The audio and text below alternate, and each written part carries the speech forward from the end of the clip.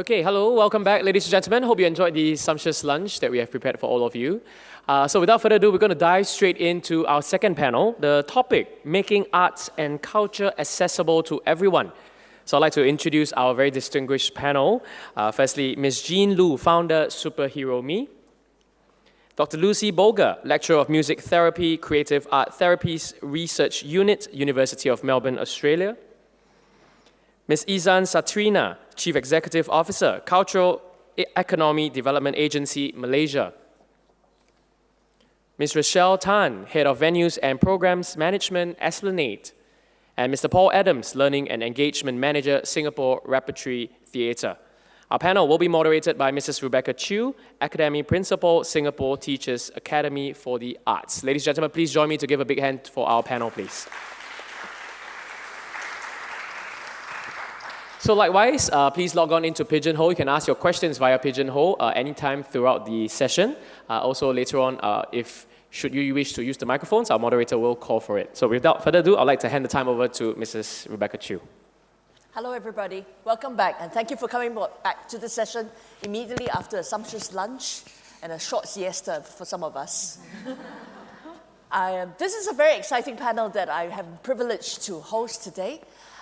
They come from different fields, and I was just sharing with some of them that these are also voices from the practice. They are the practitioners, they have an experience, and they will share with us the ways of thinking, the ways of knowing, and from their years of lived and shared experiences with the communities that they work with, they'll bring to the table the gifts and strengths of how they can share their ideas of accessibility and how we as practitioners within cultural institutions, either by ourselves as individuals or as collectives, we can add value to the communities around us. So without much further ado, can I please introduce a dear friend, Jean Lu. Let me tell you a bit more about Jean. She is a photojournalist by training, and her work with Superhero was something that for us as educators and teachers, we spent time this year as senior teachers and master teachers to go into her field of work. And what wonder and joy when you see the advocacy that she does to give accessibility to the arts for different types of children, young early learners, and also following them through longitudinally in the area. Jean practices not only social advocacy, creative arts, and community mobilization. I feel that Jean has a powerful, dynamic personality which she brings to the table. She has a network that she mentors young people, and that's the sustainability part of the work. Building on her training as a photojournalist, she found a calling in community arts with an NAC, National Arts Council project, mentoring youth mentorships to arts and elder care. So at this point, I want to also congratulate her for her recent recognition by our country for her commitment to inclusion through the arts. Jean was recently conferred the Singapore Youth Award 2018. Jean Lu, please.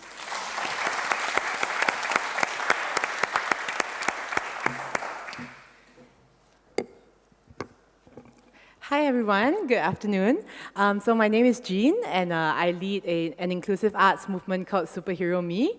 I also work in early childhood development at the Lian Foundation, really coming up with very fresh ideas of how we can change the status quo for children from less privileged families and for children with special needs in our country. So today I'll share a bit about how Superhero Me came about, how we work, and why the arts can play a wonderful big role in fostering inclusion in Singapore. So that's us there. We're a ground-up inclusive arts movement, and we really try to empower children of different abilities through the arts, and this term called social mixing, which might be quite unique to Singapore. What we do is to use the arts as a place to get children from different backgrounds and with special needs to socialize with the public. Before I begin, I'd just like to share a quick 1-minute video, just sharing with you what we do.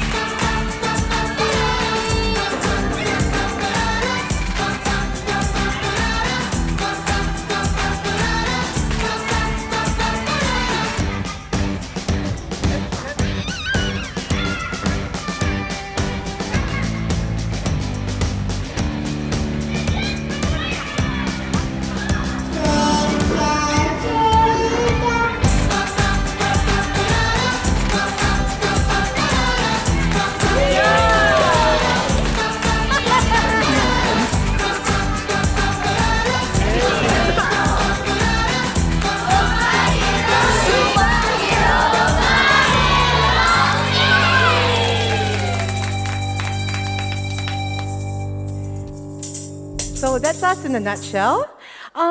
I just quickly like to run through our journey because unlike other, say, art schools or arts groups, we're a very unique blend of people. We started off as an advocacy program and were born in this neighborhood called Lengkok Bahru, which is an area to many rental flats in Singapore.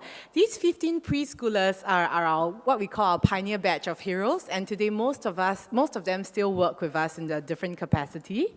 First off, of course, we start off with the idea of costume crafting, but really kind of kicking out people like Iron Man and Elsa, and really inspiring children to discover who they are as role models themselves, who they can be despite their family's social circumstances. So we spent about 12 weeks with the kids, turning ideas from paper to a doll and a costume that they can wear.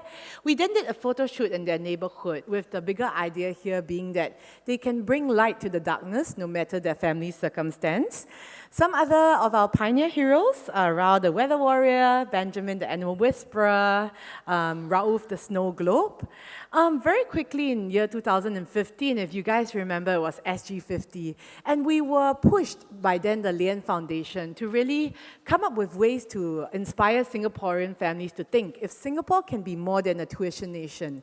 So that really inspired us to use the arts to talk about things like resilience, creative confidence, empathy, and that also got us thinking, how are we going to sustain this movement that we love so much? So this was the first time we actually worked with people we call captains, volunteers, and trained them in working with children through the arts. So that's us. Our philosophy is really start small and start strong. The following year, we discovered our relevance in inclusion. We realized that the arts, in its form and the way it was being run, really had a lot of potential in bringing kids of different abilities together. We piloted inclusive art tours, where we would purposefully invite a class of children with special needs from a special education school and put them together through an experience with mainstream kids, preschoolers mostly. And the outcome was very inspiring, and we wanted to keep getting better at it. We toyed with more forms of art, moving from visual arts to music with the Yongsu Conservatory. We took art out to the park. We exposed our kids to carpentry. And last year was really a turning point in trying to develop a method of how we utilize the inclusive arts as part of our advocacy machinery. What we did really was to try and create environments and spaces that open children's minds to disability. So it's not about being in a classroom setting where an adult tells you you have to be nice to that friend on wheelchair, but about putting things in like a noodle wall, a spaceship rocket, the world's tallest cake, anything to show you that creativity and people come in all forms, all shapes and sizes, and everyone can bring value to the table.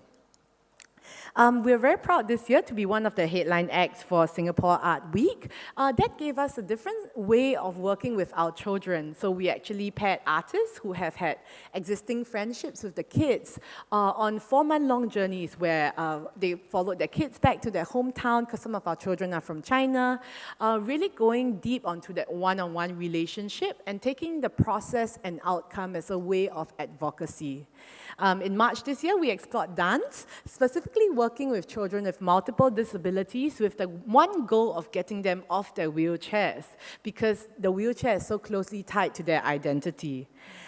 We also partnered the Art Science Museum. What we did during the school holidays was to really bring in the special needs community to the Art Science Museum, while providing that sort of facilitation support to go through exhibitions like Future World, Marvel. And what we did was also to facilitate interaction between a completely different audience that goes to the art science and an audience that is the special needs community. We also went on to conduct training for the Art Science Museum's family programs team, and now they actually run these tours on their own. We're very excited to be embarking on an arts residency program in Rainbow Centre, which runs 3 special education schools. The challenge here is what we call reverse inclusion, where instead of the typical way of bringing in special needs communities into arts venues, how can we embed artists, train them, build a community, and open up the special education school to regular families to come in?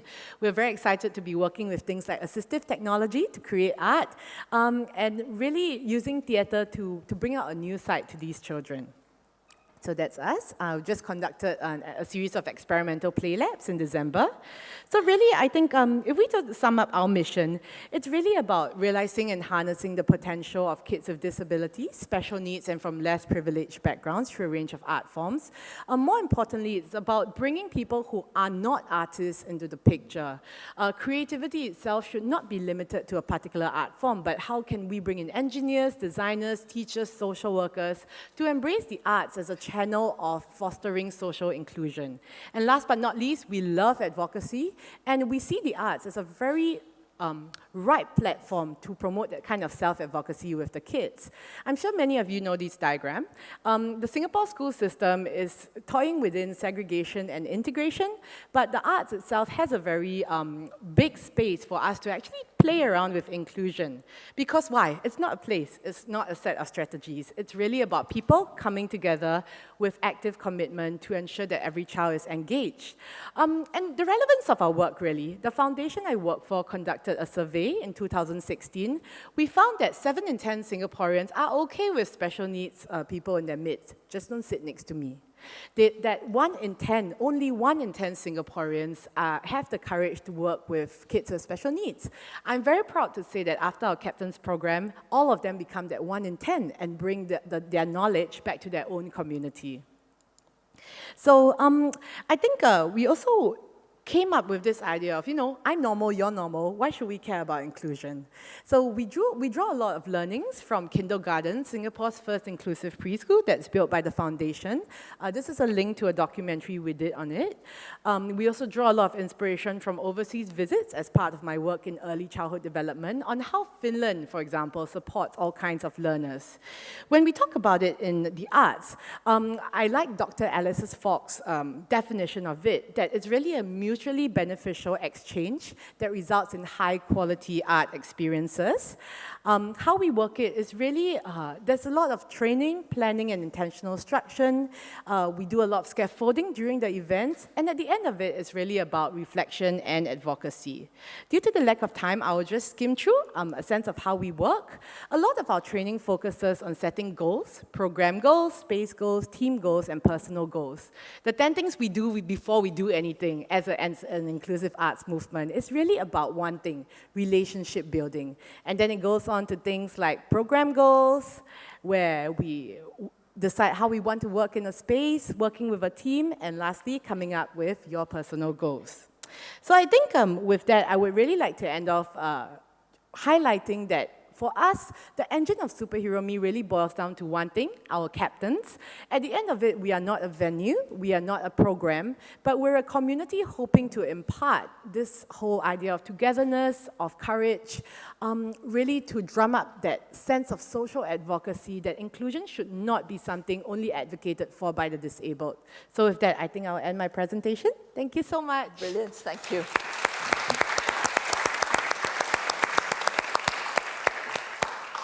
Thank you, Jean. The blinking. You can hear her supersonically speaking very, very quickly. I shared with you earlier about changing, reframing ways of thinking, ways of seeing, and ways of knowing. And my privilege to introduce the next speaker, Dr. Lucy Bolger. Lucy is the academic coordinator for the Creative Arts Therapies Research Unit, CATRU. And she brings 12 years of experience in creative arts therapy training, research and practice into her current role at CATRU, and in her interdisciplinary work for contemporary music theory, intercultural learning experiences. I'm very pleased to introduce that she is really one powerhouse on music therapy for collaboration, notions of power, participation, and sustainability. Lucy has multiple peer-reviewed journal articles in this area of study. She is currently the chair of the Ethics Committee for the Australian Music Therapy Association and a member of the Research and Ethics Committee for the World Federation of Music Therapy. So here's Dynamo Lucy Bolger.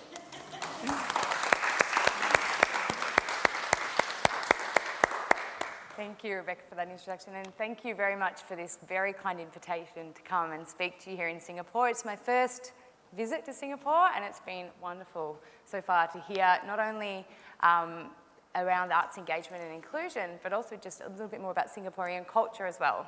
So I'm going to speak from the perspective of my role at the University of Melbourne, and I have got a roving mic because I do tend to move as I talk, so hopefully that will be easy enough to follow. But I'm going to speak a little bit about social inclusion and access through music therapy, which is the area of the arts that I'm involved in, and from my perspective as a lecturer at the University of Melbourne. So to give you some context, thanks to Rimi, who earlier gave you some of the cultural context for the University of Melbourne at Melbourne University, I work in the Faculty of Fine Arts and Music. So the Faculty of Fine Arts and Music is located in I guess we call it the arts hub of Melbourne, quite close into the city, where we have a number of our cultural institutions, such as the National Gallery of Victoria and the Melbourne Arts Centre. And as Remy indicated, there are some really complex power dynamics and cultural access dynamics that are associated with being in this space. But it also offers a lot of opportunities. So I work in the Fine Arts and Music faculty, is located right here in amidst some of our most dynamic and well-funded arts institutions in Melbourne. And it is a training ground for a lot of our premier arts and music and drama and theatre and photography experts across our disciplines. So, within that very privileged space, what is it that we do? I'd just like to introduce my team. So there are quite a number of us, and there are 3 missing, but this was the most comprehensive photo that I could find. So amongst our team, we have people who are specialising in teaching and learning, some who specialise in research, and all of us who are engaged in engagement activities where we engage outwards with the community.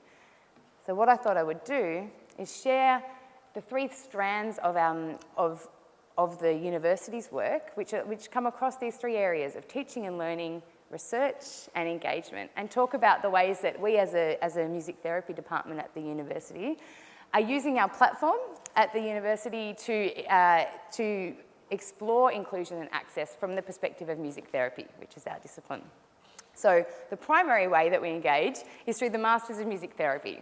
So that in itself, we have an on-campus Masters, it's a Masters of Music Therapy, where people come to the university to learn in a very, I guess, the mainstream mode of tertiary learning in Australia. We also have a blended learning model, which allows people to learn from other parts of Australia. Australia is a very large country, somewhat different to Singapore in that respect, but it does mean that for people who live in other parts of the country, it can be complex if the place that you would like to learn is not the city that you live in. So we offer a blended learning model to allow for that for our students. And we also have an international blended learning model for students from Hong Kong who would like to study with us, where we, instead of them coming for intensive learning experiences in Melbourne, we ourselves go to Hong Kong to do that learning.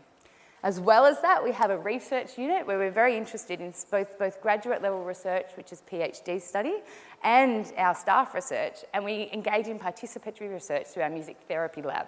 So I'll share a little bit about that.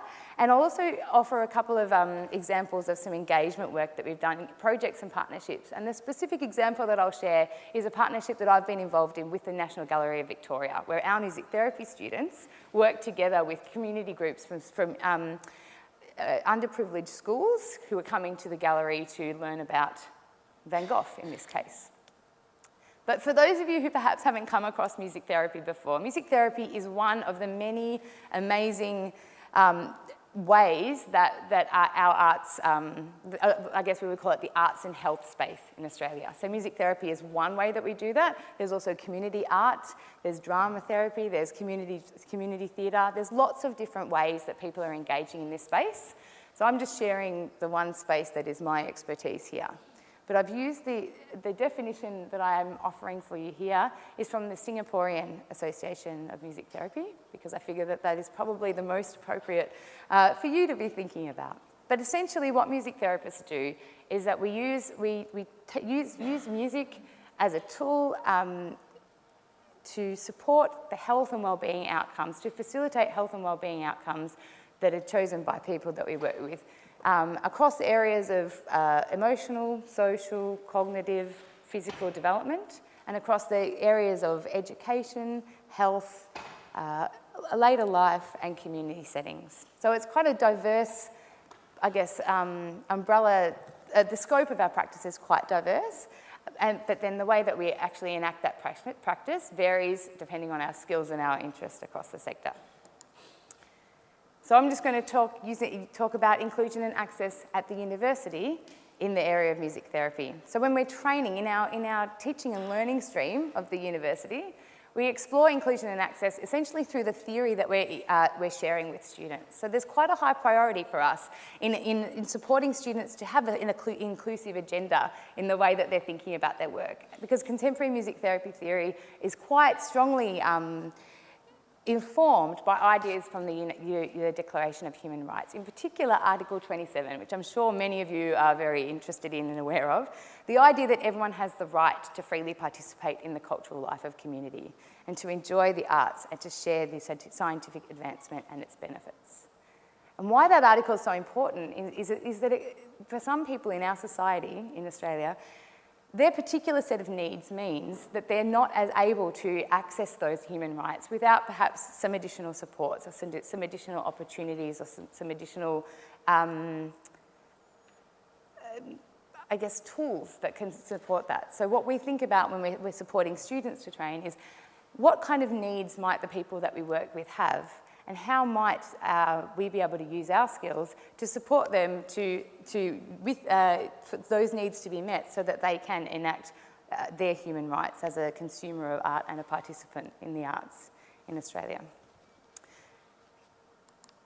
And when we think about inclusion and access in our research, we tend to explore it in a few different ways. So we do have participatory research practices where we work we do co-research with the people in our community. Alongside that, we also have community partnerships and linkages, which is when we might work together with a community organisation to support them to engage with music in their community. And the third way is the investigating techniques to advance inclusion. So I've got an example of this which I'd like to share, which is where we're looking at using virtual reality experiences for people who have very high spinal cord injuries to be able to engage in community music activities together from the privacy of their homes, because they're physically in the large space of Australia not able to come into a shared space. So we're creating shared spaces in the virtual world for people to come together. And also we have the music therapy lab, which is an on-campus space where we're trying to make the university itself accessible to external partners. So I'd love to just quickly play a 1-minute video. I'm conscious there's 2 minutes left, but I think this will be worth playing. So can we play the 1-minute video to just demonstrate this?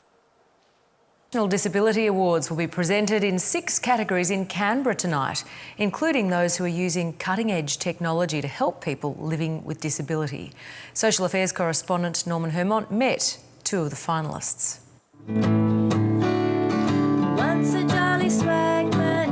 Singing together through virtual reality and helping people living with quadriplegia.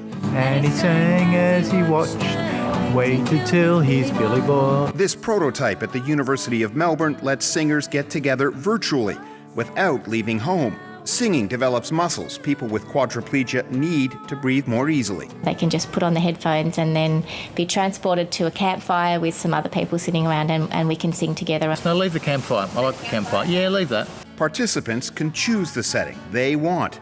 This VR, they say, is making a big difference. With spinal cord injury, you're prone to have breathing difficulties, and it's definitely assisted in helping me overcome them. So I feel I've only got 45 seconds left, so just think it's sometimes more helpful to see these kinds of things illustrated in practice. So this is one example of how we're trying to use our skills and knowledge in promoting health through music to facilitate access for people who otherwise wouldn't have it. Another way that we're doing that is bringing in groups of underprivileged youth to come into the university, young people who perhaps don't have family members who are involved in tertiary education, and to experience songwriting within our music therapy lab as a part of our community engagement so that they can explore, just become familiar and comfortable with that space so that they might consider pursuing those kinds of opportunities in the future for themselves. And I will have to leave it there, and share with you in the break if you're interested in knowing more about our Inclusion and Access program with the National Gallery of Victoria. Thanks so much for your time, everyone. Thank you, Lucy. Well done. Thank you so much for looking at shared culture spaces that are inclusive and that's open. And today I'd like to introduce to you another friend that I reconnected with. Izan is another dynamo, a woman who believes that she can change the creative space within KL. Izan Satrina Muhammad Salehuddin is the founder of CENDANA. CENDANA is Culture Economy Development Agency. It's a grounds-up initiative by herself. And prior to setting up CENDANA, Izan led one of Malaysia's leading culture creative industries development organizations. Just recently this year in February, she hosted the whole team of young Arts for Good, young artists in KL under Singapore International Foundation. And the Arts for Good, which I work very closely with, she really extended her generosity and hospitality to talk about sustainability in youth leadership and how can you provide accessibility in the arts in different domains and challenges. Izan was the former board director of the KL Benali Committee of the National Visual Arts Gallery, Performing Arts Committee member for the National Creative Industry Policy Group. She's the catalyst, committee observer, and facilitator for the Royal Arts Gala Fund Selection Panel. More illustriously, she also serves on the evaluation panel for the INSO Arts Fund and is currently the council member of the Global Entrepreneurship, Movement and Arts, Life Festival and Events Association. But in her words, it takes a whole village to create social change. Izan, please.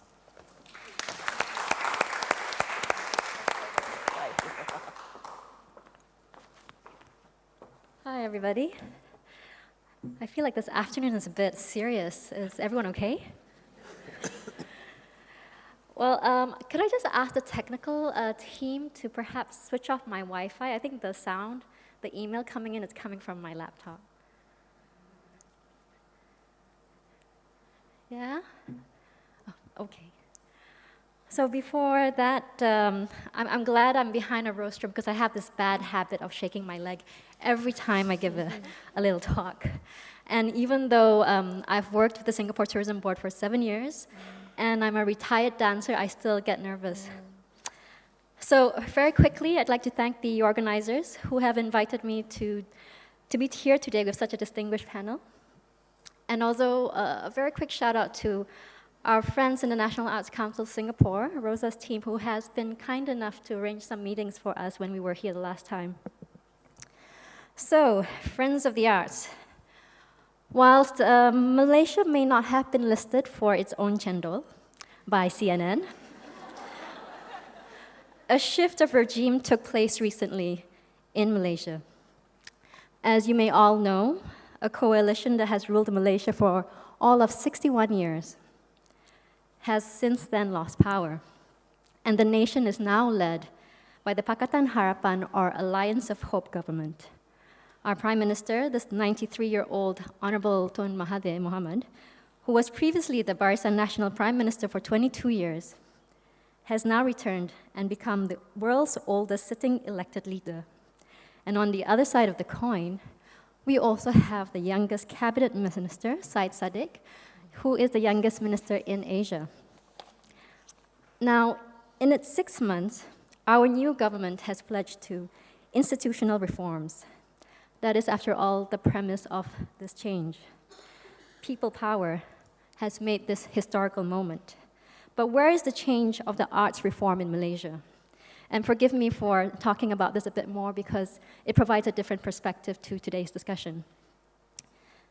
You see, Malaysia is absolutely rich in history, culture, colors, and stories. With a multi-ethnic, multi-religion, multi-languages, there is much diversity related to today's panel to be celebrated in Malaysia. My brief today touches on how cultural institutions advocate for the arts and culture in their own communities, cities, states, or country. Whilst people power is also important in arts and culture, Malaysia is at a stage where it is still trying to make sense of an incomplete ecosystem. This includes a funding system that is not necessarily sustainable, public-private partnerships and initiatives that takes place on an ad hoc basis without a long-term outlook, and possibly, some may say, a lack in a long-term strategy to develop arts and culture for the benefit of our art society, be it the general public or the marginalized. Arts in Malaysia at the moment today perhaps has little importance to the overall agenda of the government, as it currently focuses on cutting down costs, getting back our money from the 1MDB fiasco, and this is quite evident in the recent budget announcement. So where shall we start? We start by acknowledging that maybe the arts is a minority community in the larger context of Malaysia's society at the moment, but one that has ample opportunity to be inclusive in narrating the stories of both sides of the coins with arts as its medium. Some of our efforts in bringing arts closer to the communities and the wider public includes public arts programming in a monthly curated platform called Rio, which a video is now playing. Sorry, I muted it so I could just also talk over it. And also on the right, we also have monthly public arts performances that showcases the Mak Yongs, the Menoras, the band Kuda Kepang, and that will all take place in Kuala Lumpur starting January. Another initiative undertaken by CENDANA is Our Arts in the City, which is placed in highly trafficked areas in parts of Kuala Lumpur as a form of increasing awareness, and it was only recently launched in November. We organized a nationwide call, and we received more than 1,000 submissions, of which was selected to 14 artworks. And it was placed on buildings and LED screens to layer some vibrancy around the city, which is otherwise quite predictable. In a short 3 weeks since the artworks have gone up, curious humans and corporates have approached us to inquire about purchasing these artworks. These works are visible when one looks up to the buildings, in addition to being layered with different activities, like promoting the independent artists that are on the videos on the Arts Expo. Of course, the monthly performances that I mentioned earlier on. We also have the regional mentoring program that's in collaboration with our art projects, a visual art forum, which is in collaboration with Rogue Art, and a pop-up independent visual art fair that will take place in March. In another lens, this can be seen as a form of democratizing arts and providing accessibility to the people of all walks of life, be it the professionals, artists, curators, producers, but also the wider public, who are perhaps wealthy or otherwise. And this is all done collectively to also influence our politicians who are controlling the money at the moment for the arts as well. So this is another angle I feel that is important, where it really goes back to what Rebecca was sharing earlier on, that it takes a whole village to really raise awareness about the diverse communities, and then also look into the accessibility we try to provide for them.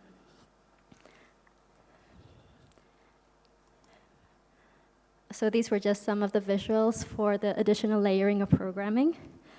But I'd like also to offer another perspective, where we've seen examples of immersive dance taking stage to create awareness on the subject of human trafficking. And this was done by Terry and the Cuz, a Malaysian group, and they did it with an NGO called Tenaga Nita. And Tenaga Nita, sorry, I'm just panting, I really don't know why. Probably because I'm nervous. All right. So Tenaganita looks at protecting and promoting the rights of women, migrants, and refugees. And the show entitled Skin was really edgy and bold, and saw the show receiving both positive reviews as well as negative remarks for supposedly exploiting the issues of refugees. So I'm just going to read a quote from that said article.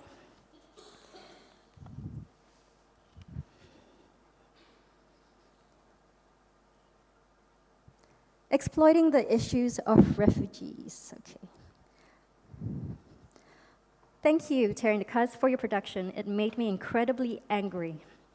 I was curious about my anger, which on the night I could not express coherently. Allow me now to clarify my negative emotions. Exploiting the issues of refugees was the first argument to appear in my mind right after the show.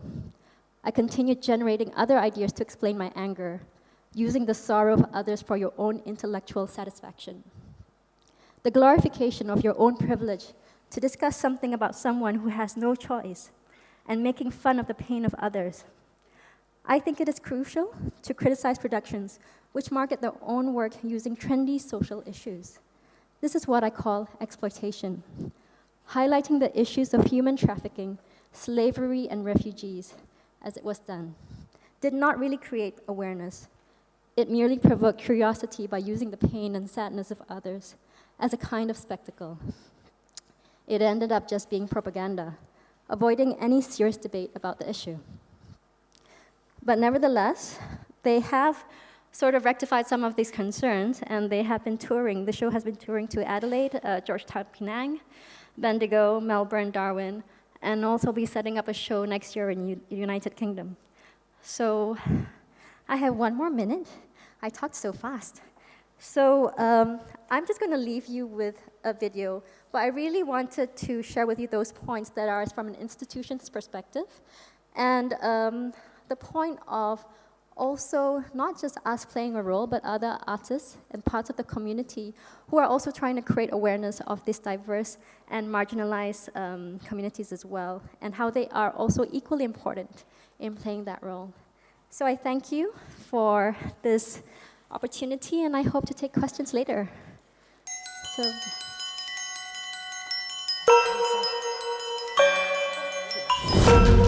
Art is alive. Art is rich. Art can make you feel like nothing else. Art is an engine to drive the nation forward.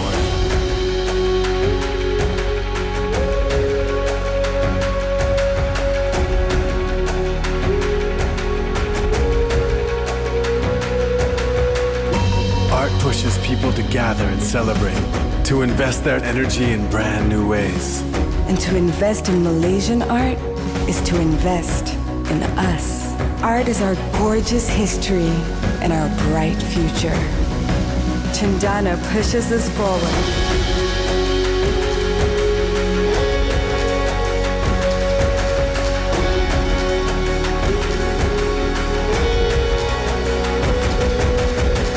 And from here, we rise. Thank you.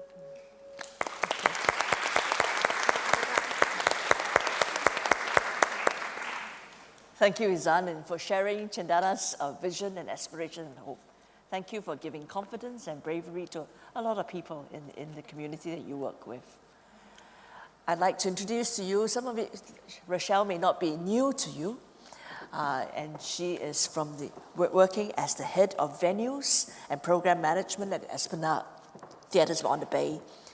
I'd like to share that for Rachelle, it's been many years of really working in the culture sector. She's the Secretary General of the Association of the Asia Pacific Performing Arts Center, APAC, the largest network of arts venues, festivals, and related organizations in the Asia Pacific region. And before joining the Esplanade, Rachelle was at the National Arts Council too, where she undertook arts policy reviews and formulation, as well as strategic planning. And on the personal front, Rachelle was one of the first few people when I was heading up as a founding principal of SOTA. She helped to write and design the first few papers for the Cabinet's review to start a specialized arts school in Singapore. Rachelle Tan. Thank you. Good afternoon. So if you heard any of that, you would know that I am not the most qualified person here to talk about accessibility. So I'm glad that my colleague Grace Lowe will be here tomorrow so that she can share with you firsthand some of the very positive impact and the meaningful work that she has been doing in community engagement. And I'm also glad that there are many other distinguished speakers here today at this conference that I can learn from. But Tangam and the lovely team at Cultural Academy are impossible to say no to. So here I am today. And I'm very happy to share my thoughts with you on this topic, as well as to share with you from the Esplanade's perspective how we make arts and culture accessible to everyone. As I started thinking more about this topic, I realized what a big word accessibility is. In our industry, when we say that a program is accessible, we usually mean that it's popular or that it's mainstream. But just because it is doesn't mean that it's of quality or that I can afford it. Sometimes it's used very specifically for programs with, for people with special needs. So today, we know that performances can be audio described, relaxed or sensory friendly, signed, closed caption, or even come with touch tours. Even venues have been calling themselves accessible. And they describe themselves as being friendly to wheelchairs, guide dogs, children, families. Some venues are even dementia-friendly and friendly to breastfeeding. And so I have structured my thoughts and organized everything into 4 points, A, B, C, D. Very easy, mostly for me to remember. First, accessibility is at the heart of Esplanade. Our vision has always been to be a performing arts center for everyone. We believe in making the arts accessible, and we are driven by our mission to entertain, engage, educate, and inspire through the arts. We have hosted over 41,000 shows and welcomed 28 million people through our doors. It has been 16 years and counting. And as our facilities age and society's needs change, we are constantly looking to improve on our spaces and services. Our venues are wheelchair-friendly, guide dog-friendly, and there's an accessibility guide on our website that you can download.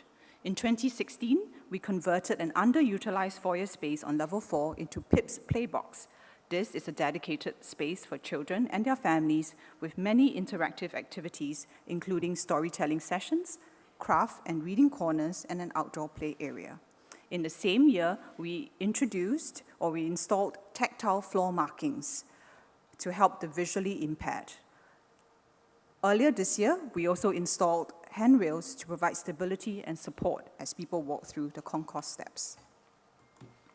And because everyone matters and every role plays a part, every staff at Esplanade undergoes the Esplanade Experience training on how we engage with our patrons, visitors, donors, advocates, and other stakeholders, as well as ongoing learning and development. Last year, the Esplanade Experience was extended to over 300 front of house and technical production casuals, and just last month, we had a staff talk on awareness on individuals with autism and ADHD. We also learned from our friends in the arts and cultural sector, and we are part of the Arts Access Hub, which Paul here has been very passionate and very inspired in championing. B, building blocks of Esplanade's program. In line with our vision to be a performing arts center for everyone, our diverse range of programs encompass music, dance, theater, and visual arts with a special focus on community access and arts education. We ensure that there's always something for everyone to enjoy. Together with our hirers and partners, we present more than 3,500 programs and activities a year. And amazingly, and you may not know this, more than 70% of that is free and of very good quality. With more than 14 festivals and series, we also actively program intergenerational and family-friendly programs in all our festivals and our cultural festivals, in particular, encourage cross-cultural knowledge and interaction. Some of our programs also reflect our desire for more inclusion and diversity. We introduced sensory-friendly performances for children with special needs in 2016 through shows that are staged at this very venue. We also reach out and collaborate with various communities in the creative process. As part of our free program series, Red Dot August this year, we presented Theatre in the Dark, a play that is written by and performed by the visually impaired in the dark in the Annex Studio. and these are with players from Dialogue in the Dark. Last year, we also co-curated and created an exhibition called Creating a Home Away from Home, featuring objects from our migrant worker community with various community partners. And this was a very special exhibition because they brought with them objects that meant very special, that had very special meaning to them. And they were very proud when it was exhibited at the Esplanade and that they could tell their story together with the objects. Although we have song signing and closed captioning in some, not all of our programs, as the National Arts Centre, together with our artists, we must continue to find ways to challenge how we think about performance and how we think about our audience. Sorry, I'm not sure why.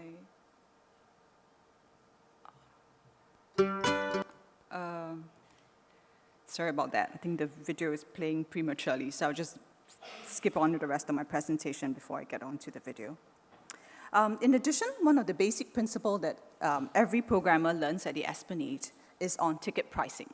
We push the top category to what the market can afford, but the lowest category must always be what the community can afford, which is why every program at the Esplanade always has a range of ticket prices and that we have also booking specials for schools.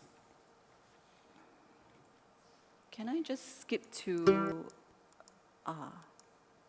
C, community. Engagement and ownership is key. We cannot do it alone. So to keep more than 70% of our programs free and to offer the rest at subsidized prices, we must thank the generous support of MCCY and Tote Board. As a not-for-profit organization, we are also deeply grateful to our sponsors and donors.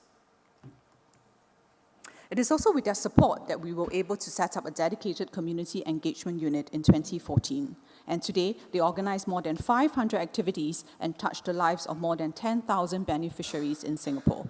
And these include seniors, children, youths, and those with special needs. And Grace will share more with you tomorrow, but I was particularly moved by a dementia project that they did. And this is because my family has been grappling with that issue for a long time now. And in this project, we could really see that the participants, those with dementia, were visibly happier. And through song learning and through singing, they were able to stimulate their brain activity. And their caregivers, who also participated in the workshop, were able to de-stress, they were able to enjoy themselves and find another way of connecting with their loved ones. And I know we've heard a lot about music therapy from Lucy today as well. D, my last point, digital. Technology has enabled us to create more access points and to go beyond our four walls. Esplanade Learn is where we share content on our website, and these can range from in-depth stories, videos, to interviews. It also has a resource page for educators and a listing of upcoming workshops and talks for if you're interested. And in October 2017, Esplanade launched the #MyDurian campaign. It's a year-long celebration of our 15th anniversary, comprising programs and activities that bring together people and stories that have helped to shape the Durian, as we are fondly known as. I would like to share with you a video of Clara, who won a specially curated experience at Esplanade with her Instagram post, where she used the #MyDurian and shared her love of her ballet with her mother, and they were both here to attend a ballet workshop for the first time. Could you help me to play the video, please? Thank you.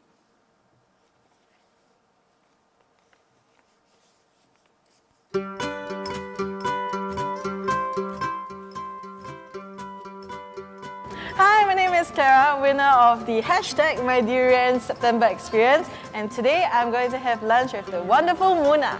Yay! Hi, I'm Muna and I'm here for the #MyDurian experience, and I'm going to have lunch with Clara and her mother at Noosh. My mom and I went for a footwork workshop last month and we really enjoyed it, so I want to share the experience with my friends on Instagram. So I was just like, okay, I'll #MyDurian. I think one of my fondest memories would always be doing productions here at Esplanade. I don't know why, but it just feels like home. This is where I got to do many firsts. Like, one of the first few productions I've ever been in was at the Esplanade Theatre Studio, and that was such a big deal to me. And over the years, I just feel like any way that I can be involved in the Esplanade, I would love to. The Esplanade definitely has a special place in my heart lah. So yeah. Aww.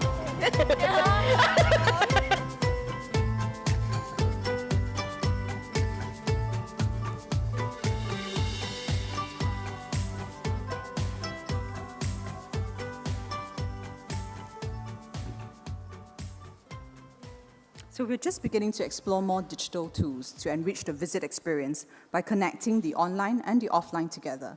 And in particular, we hope to enable and introduce accessibility features such as closed captioning and subtitling on mobile devices for our programs. In concluding my sharing, I would like to add that as cultural workers and leaders, we must do what we need. We must do what we can to ensure that the arts can be accessed by everyone. I know I'm preaching to the converted here in this room, but it must be said that our motivations cannot be to sell one more ticket, or it's because it's MCCY's KPI, but because we truly believe that the arts matter, and it's instrumental to our ability to lead fulfilling and enriching lives. Selfishly speaking, I know that I must play my part today, because that old woman who is forgetful and hard of hearing at the concert hall might just be me someday. Thank you.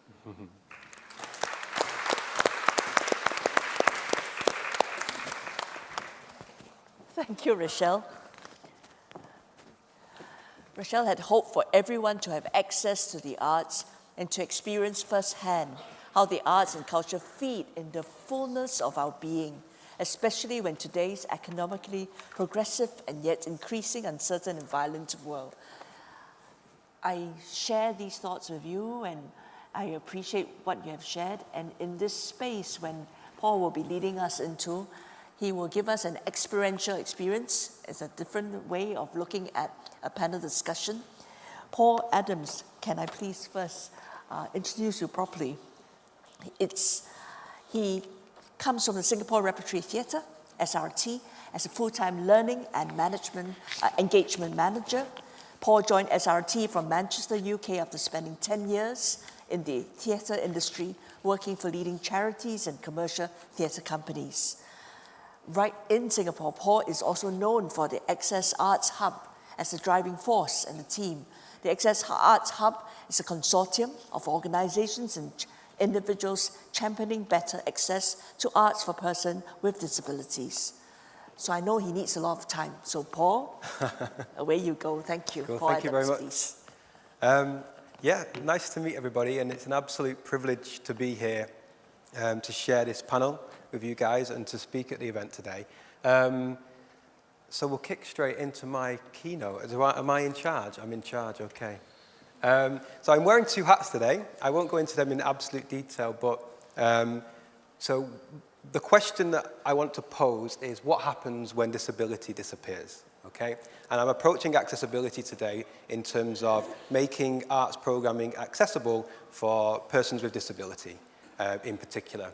And you can see that you'll recognize lots of those icons up there. So I think holding on to that idea of disability disappearing is really important, because as we're going to go through the keynote and talk and experience today, actually if we get rid of this idea of a label of disability and start to enable in different ways, we can actually get rid of this and move forward quite interestingly. So there's two places that I sit. SRT, I'm the learning manager, so I look after all the participatory programs. And I'm also the member and advocate of the Access Arts Hub, which is a new consortium of people volunteering their time to move accessibility forward. We've got a pretty cool logo that we got designed there. But I'm going to read this to you. I'm going to come to the screen just so I can see it properly. So my name's Paul Adams. I'm a 32-year-old Caucasian man from a town called Oldham in England. My accent is from Lancashire. I'm trained in performance and I worked for many arts organisations in the UK. I'm a teaching artist and arts manager by profession. I'm 5'8" tall. I'm probably exaggerating slightly. I have small blue eyes, short brown hair, combed to the right, and short facial hair. I love theatre, integrating arts in education and advocating access for all. I am a friendly, welcoming person who likes a cold beer and good food. Hence, I'm a little round in the face and the waist. I'm wearing a dark blue shirt. My top button's open. My sleeves are rolled to my elbow. Navy blue office trousers and blue shoes with white soles. I share that with you because I've got an interesting journey this last week in audio description and actually supporting people who are vision impaired or blind to access arts programming. And we're going to look at that a little bit deeper in a moment. So filling in those gaps for you, hopefully you get a little bit more of a personality of who I am, but also it would help someone who's in the audience today who might not be able to see me so clearly. So when you start your journey to access, these are the questions I ask myself and people ask me. I'm not going to go through them all, But you can see things on there. What is access? I hear that all the time. And as we know, it's quite a diverse term. We hear lots of things around what happens if my patron is blind or partially sighted. We hear this a lot. What will access cost me? Okay, so when we start talking about how we make our arts program, our cultural program accessible, these are all very valid questions. And the beautiful thing about all those questions is you can move beyond them and you can achieve all of them. So just so, I know lots of people will know this model, but we are working very much in the social model, okay? So I just put a very clear example up there. Charity model, let's donate some money to support children with learning disabilities to watch a musical as they may not be able to afford it. Okay, so this is a sense of giving, which is important, but it's giving because we think maybe someone can't or can't access, they're less of in some way. Within the medical model, because of their diverse impairments, children will be able to sit and watch the musical. So because of their impairment, it's not possible for them to sit for the full length of the musical without having to move or get about. But within a social model, if we provide a relaxed performance, all children can attend. And I wrote there, disability disappears at that point. So for those who may not know, but a relaxed performance is something that's happening quite a lot in Singapore. This year we had the curious incident of the dog in the night time here at the Esplanade, which was fantastic. We did a relaxed performance. And there's other relaxed performances happening across the Esplanade's program with their playtime. And also recently at SRT, we did one for our show Nursery Crimes. And basically that is making very simple adjustments in terms of lighting and sound in order for people to come and watch this show who might not normally be able to. So if you have sensory sensitivities, loud sound, strobe lighting, we're able to remove them to allow you to have that access. Now this program makes disability disappear. What I want to do right now is just demonstrate access in action. So if we could drop all the lights down to as dark as possible, please, technicians. And have we got the lights down? They're all scrambling now. Quick, he's causing problems asking to turn lights off. Thank you.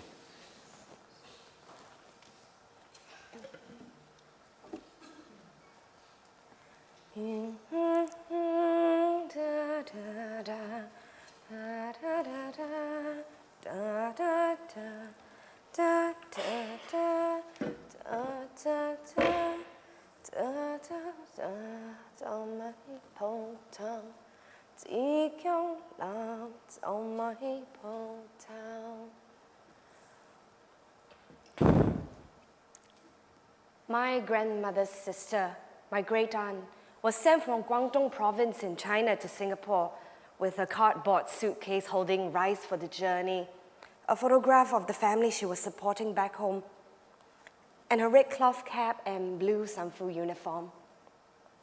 She was a samsui, cheap labor in the British time after the war. Carting bricks for 40 cents a day, my great-aunt embraced frugal spinsterhood, living simply, 4 to a room, sleeping in a hammock, and sending back whatever she could.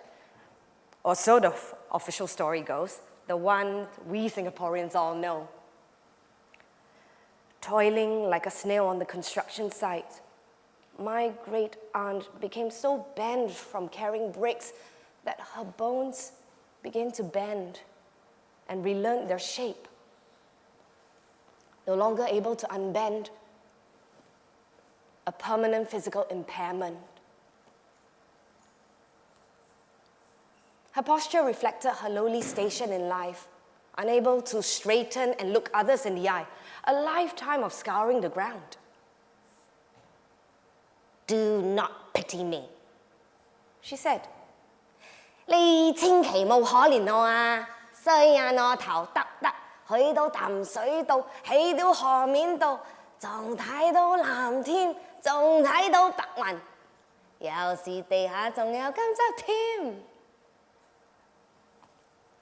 Or at least that's what I tell myself, creating defiant words for a woman that I never knew but whose genes I shared. She did not pity herself, nor would she take others' pity. She was proud, my grandmother said, proud of her achievements, of the resilience of her damaged body that supported the family back home. 又塵又肥, damaged, useless. No. She is my touchstone, one of the disabled ancestors our city is built on.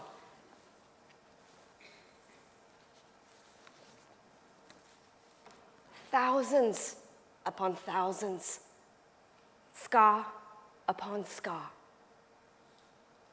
And could we have the lights up, please?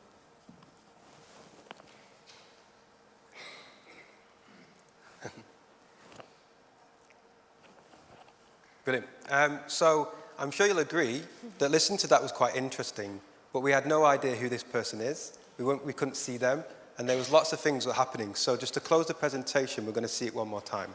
So this is Grace. Grace Cooley is an actor, producer, and applied theatre practitioner. Today she is performing an extract from And Suddenly I Disappear, written by Kate O'Reilly. She is a nameless character representing a figure telling us a story. The nameless character is wearing all black, head to toe. And we'll start again. Lights come up. We hear a Cantonese lullaby. She walks and places the chair to the left. She turns and faces the audience.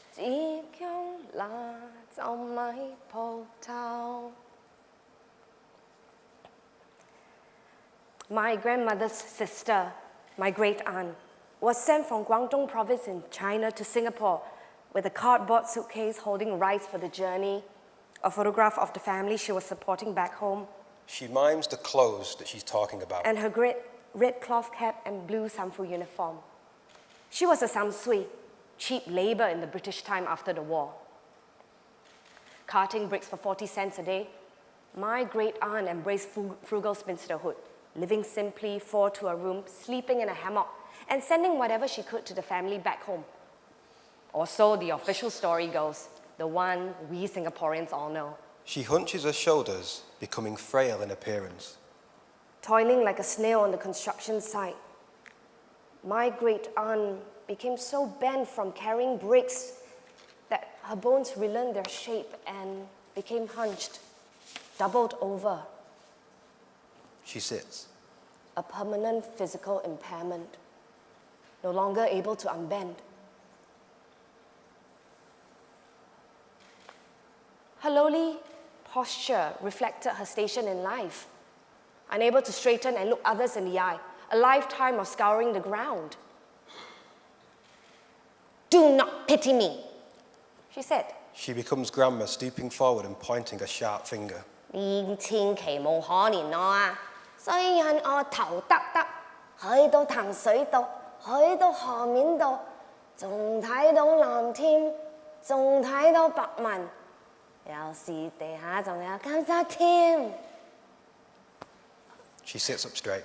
Or at least that's what I tell myself, creating defiant words for a woman that I've never knew but whose genes I shared.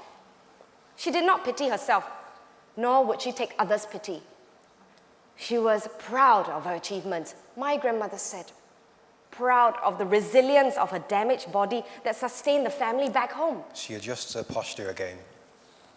Hey, 又殘又肥, damaged, useless. She stands. No.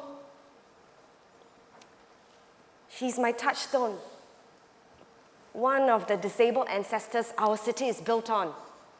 She glances over her shoulder, recognizing faces.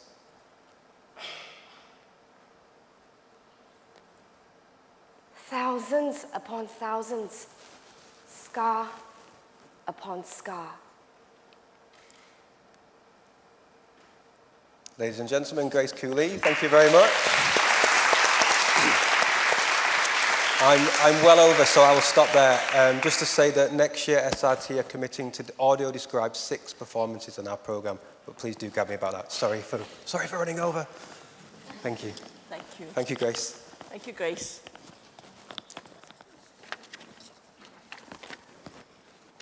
The arts and accessibility, it's moving, Grace.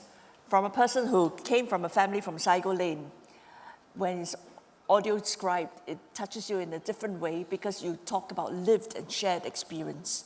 You access memories because it's shared experience.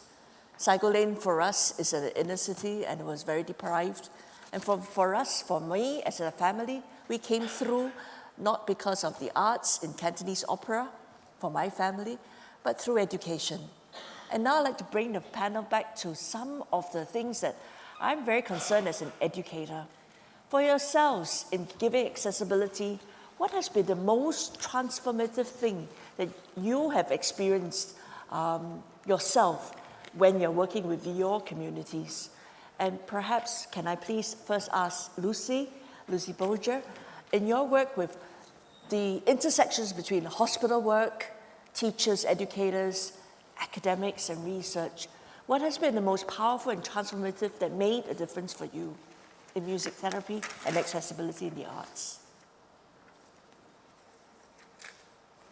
Okay, that's a big question. Okay, everyone can hear me, yes? I think I've been very lucky to work across a variety of contexts with many different people with lots of different strengths. And I think one of the most transformative experiences for me was moving to work in a different culture that wasn't my own. I went to work in Bangladesh for a while, which in a place where I was quite different to a lot of other people. So I think the difference between the experience of being quite different and in a different place meant that there was a lot I had to learn from the people around me. So a lot of my best teachers were people who had quite a lot of disadvantage themselves, but in that situation, they had a lot of the knowledge and skills that I didn't have and were able to show and teach me. And it took my experience of being a learner and learning from people with lots of different abilities to a very new level. And very interestingly, the dynamics of power becomes in the participation, it turns around. That's right, yes. Yeah. And maybe you can share a bit more what happened at the National Gallery work that you did recently. Certainly. Yeah. So the National Gallery work was the Gallery of Victoria has a program where they bring school students from schools with not a lot of resources who are perhaps quite far away from the urban centre of Melbourne, and they would bring them to the gallery to take them through, to show them the exhibition and then to do some workshops with them. And they approached us to say, we'd like these guys to have the chance to explore the art in different ways, and they asked us if we could help with that. And so we brought our music therapy students to the gallery, and our students ran music workshops. So we had some different artworks, and we did some music workshops in response to this high art. And we used kind of music techniques like creating a radio play, sound play, trying to get inside of the characters of those different pieces of artwork to see what these young people's musical interpretation of that art was. Another one was that we did a songwriting activity where they positioned themselves from the position of the person in the art, and we're talking about who they were, and we used the music as a kind of vehicle for them to just get inside of these high art experiences in a bit more of a interactive way. And it was good for the young people, I think, to have a chance to explore the art, but it was also really great for our students. So there was a mutual learning that happened there. It wasn't a very one-sided experience. Our students certainly got as much from that experience as the young people involved in the program. And I think that kind of mutual intent doesn't always work, but having an intent to be mutual in the way that we engage with people is really critical in the accessibility space. That it's really, the people with a disability, they are the experts in what it means to have a disability. So they have expertise we don't have, and that's something that we can learn from. Wow. When you talk about participation, and also on the other side, curating what is for those whom you deem as underserved, the choices that you make. I'd like to pose that question to Rachelle. Earlier on, I asked her, what guides your approach to deciding who are the underserved? It's a vibrant program out there, the Esplanade, every weekend. It's facing the youth, and it's really booming, and it's grungy. What deems your accessibility to that group of people, and what did you decide, and the programming that decides from the indoor theatres that you have? Rachelle? So we always say that our mission is to be a performing arts center for everyone. And we do that through so many things that we do. We have more than 3,500 activities a year. So we always say there must be something here for you. And so some of it is very broad strokes. We have family-friendly festivals, cross-cultural festivals, genre-specific festivals. And in the festivals itself, there are ticketed programs, there are non-ticketed programs. This week we start Voices, and that is a festival about singing. And anyone can sing, and everyone sings. Well, whether you sing well or you're a bathroom singer is another thing altogether, but you must enjoy singing.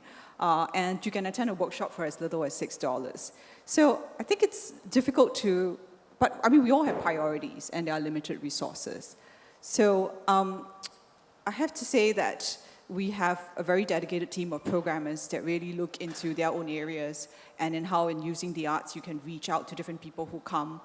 And even who's not coming, and that's a question that we've been asking ourselves a lot as well, as much as we know we have millions of visitors a year. Who's not coming? How do we get them here? How do we bring the experience of the arts? Which is why I think my presentation was structured the way that it is, because we really do a lot of things, and if we can't reach them, because we can't bring them here, let's reach them digitally. Let's get them, let's share some of our stories, some of our insights, some of our videos on our website, and get them to just come and experience it for yourself or see for yourself.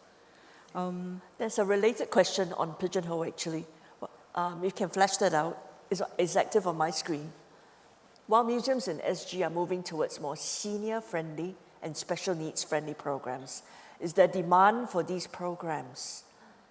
How are the take-up rates? What are the intended audience benefiting from these programs? I guess what you shared just now about the Esplanade, the way you choose, looking at audience, the surveys that you have, you also decide who and what you want to program. Would you like to share a little bit more about what your take-up rates are for the senior citizens or senior-friendly programs? Yeah, we have two specific programs that are for the seniors. Our coffee, morning, afternoon tea, it's very popular. Really, tickets are like, I think they get sold out like within the same day. And it's this really very cute bunch of auntie and uncles that come here and they enjoy themselves. It's all evergreen songs. And it's like $10, I think, for the ticket. And you can enjoy a coffee or a tea at Toast Box on us with the ticket. So it's very accessible, and those take-up rates are really good because we also have a dedicated festival called A Date with Friends, and that's targeted at seniors. The sensory-friendly programs are also very popular, and we were very proud to partner SRT when we did our first ever relaxed performance with The Curious Incident of a Dog in the Nighttime in the large theatre, and that was a very moving experience. It's a huge theatre. We were really frightened ourselves about having all these communities with special needs come, and how would they take to the show, and how would they relate to the space.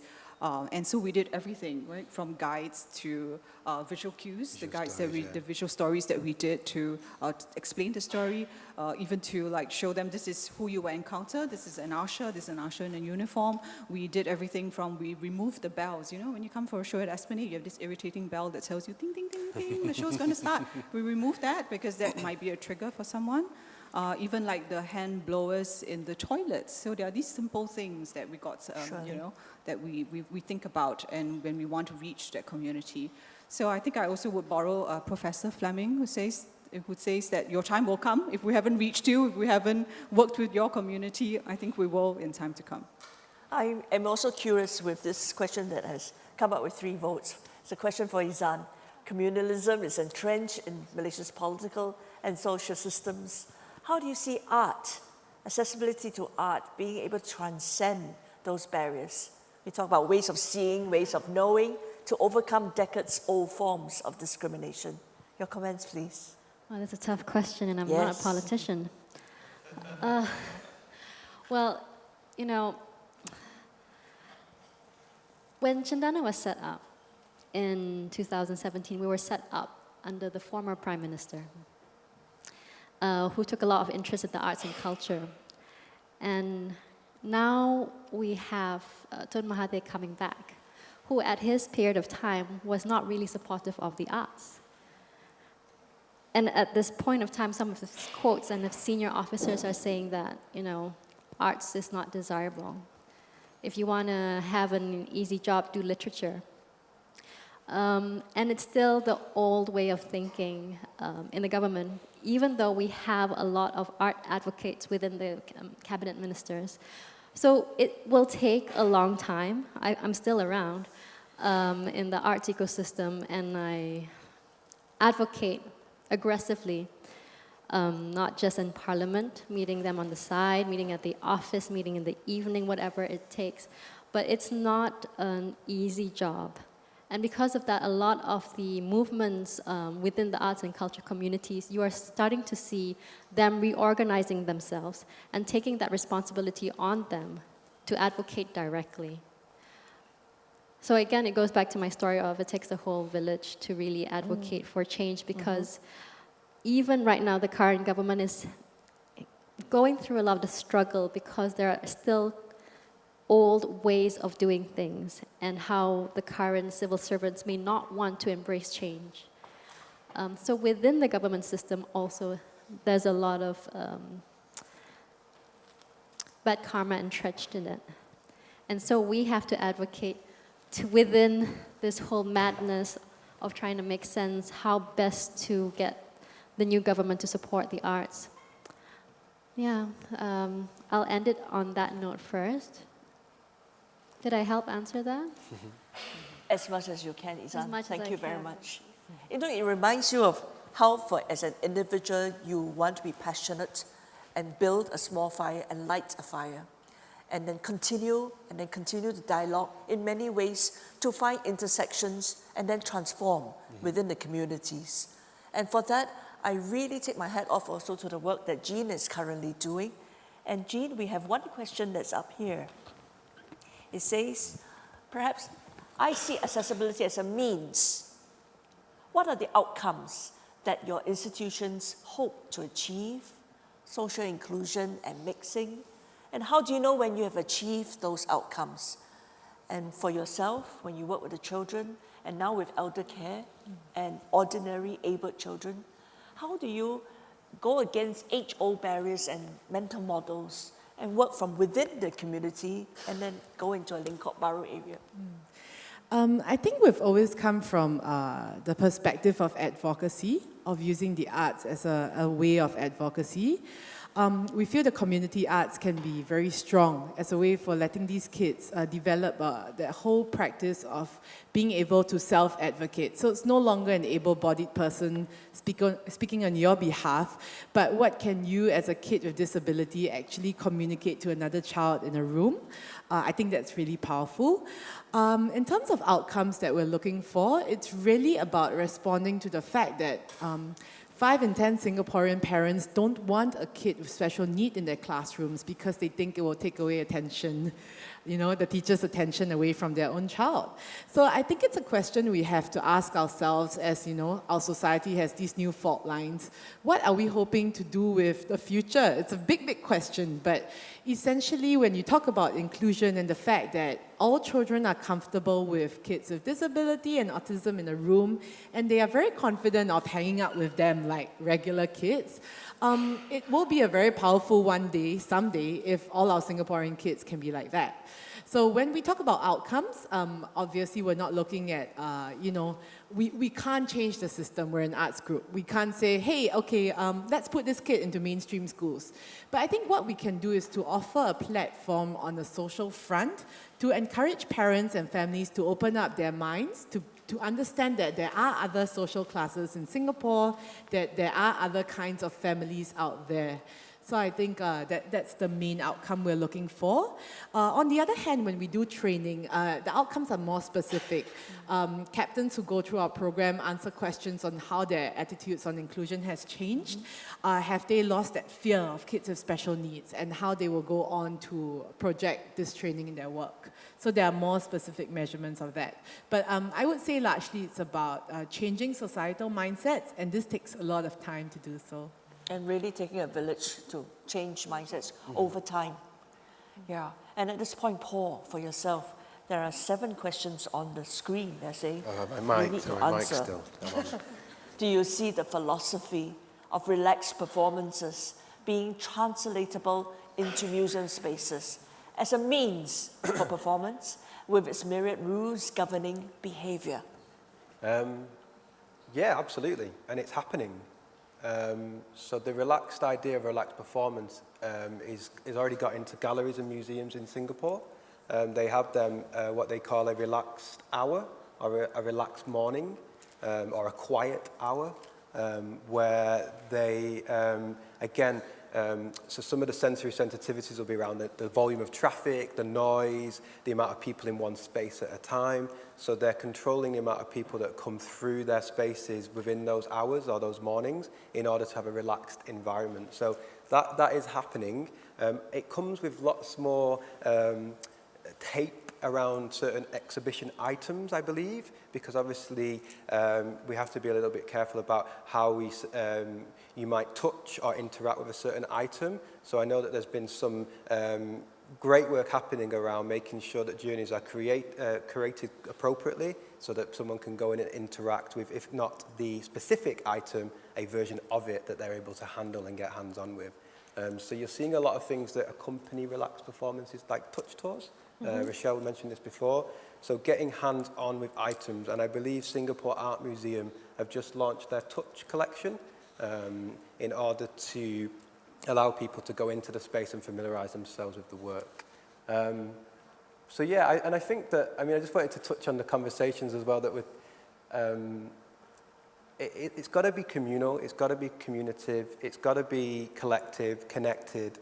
It's got to be all those things. I'm very heartened to be in Singapore for coming up to 2 years, and the only way the agenda of accessibility in its very broadest sense, but obviously even very personal on my journey in terms of disability, the only way it moves forward is in collaboration.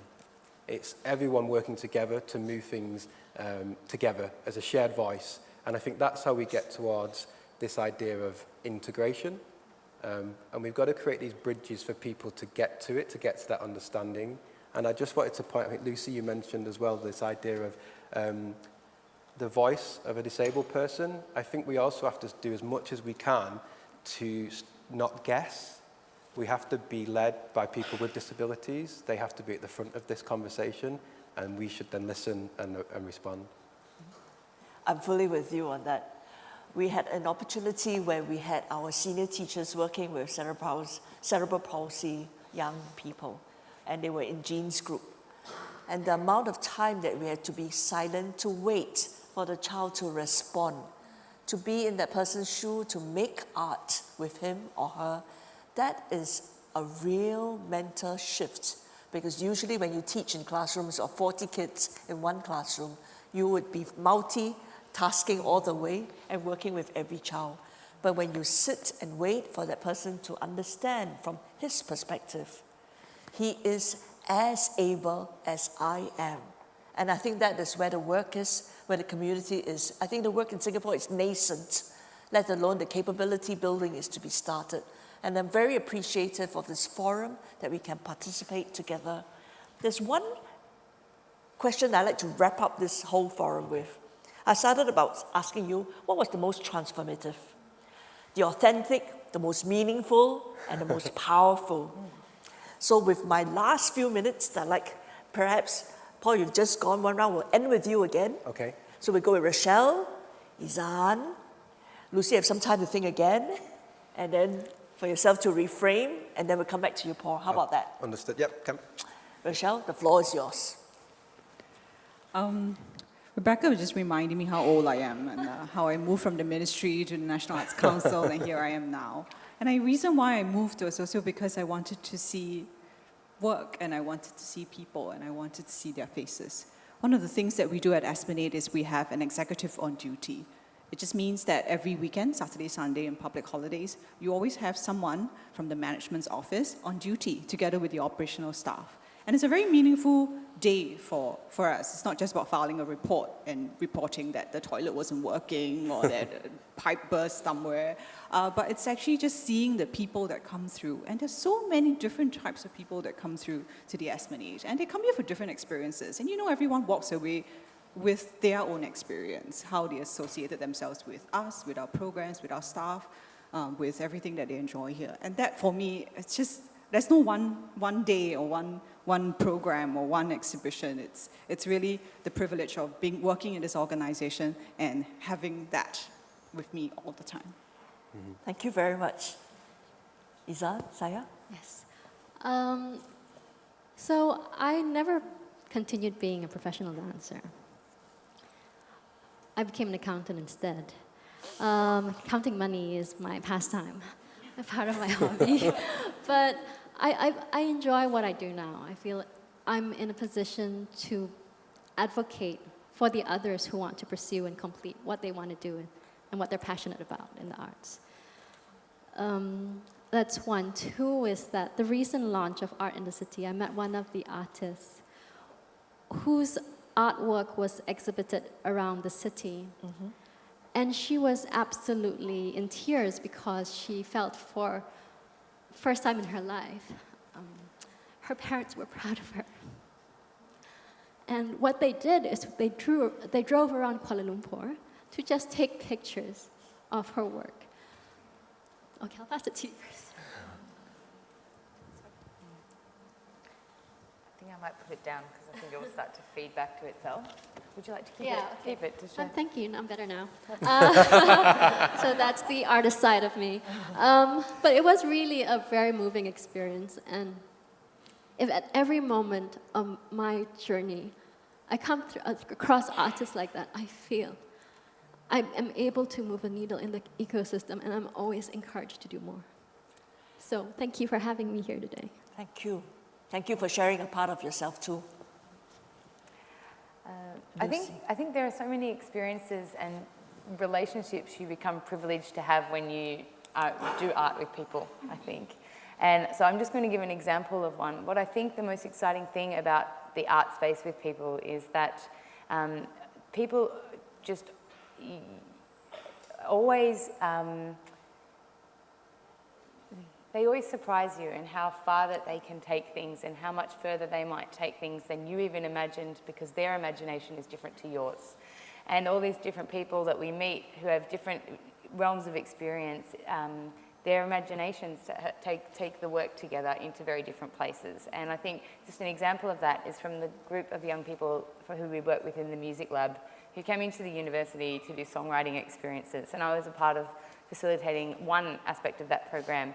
And one of the things that we were doing was to give these young people opportunities to be leaders that they could then put on their resume, so that when they went to get work, they had examples of how they had experienced leadership, because these kids perhaps didn't have access to many opportunities like that. So we were co-facilitating music songwriting workshops with corporate partners, and the young people had done some leadership training and were co-leading for us.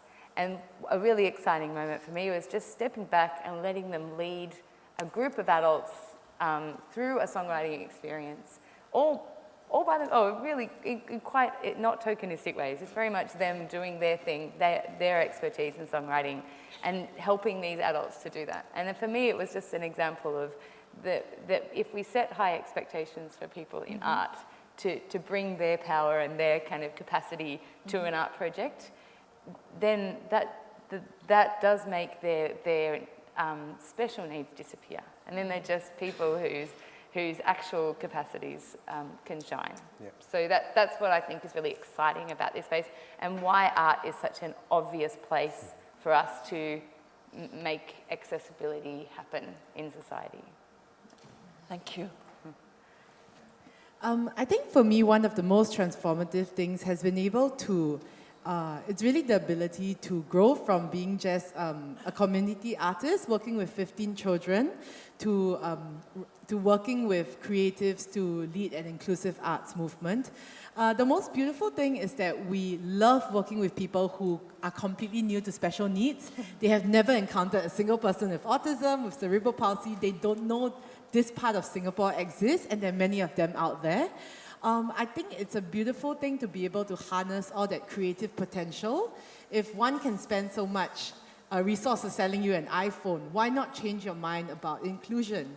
And I think that's where we strive to raise the standards of the community artwork that we do.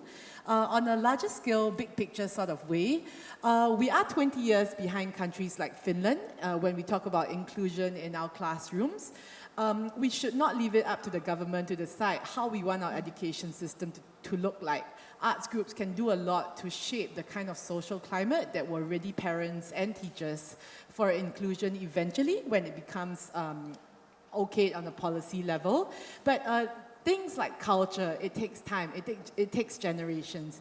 And I'm really, I think, encouraged by the fact that we're right at the beginning of our journey towards being a real inclusive society, not so much having people in wheelchairs physically present, but the fact that we're able to open our minds to different points of view, different ways of beauty, different ways of creativity. So that has been really empowering for me. Thank you. Yeah, I mean, I suppose just very quick examples. I mean, just within my keynote there, we did a big demonstration of audio description. And one of our Access Arts members is a lady called Melissa, and she also took part in the audio description training. Melissa's blind, and she is part of the process in order to quality control audio description next year in Singapore. She's going to be our feedback person. And just last week, we were sat very remotely with a screen with a theatre show on there, and Melissa was sat listening to us audio describe for the very first time, and she's never been able to access a theatre show since she lost her sight. And she sat there and said how wonderful it was to be able to see a show through somebody else's eyes. And every time we described it, different people described the same show. She went, wow, I get to see the show again through someone else's eyes.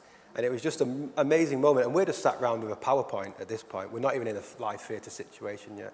But I think that when you see those kind of access happen, it opens up these doors.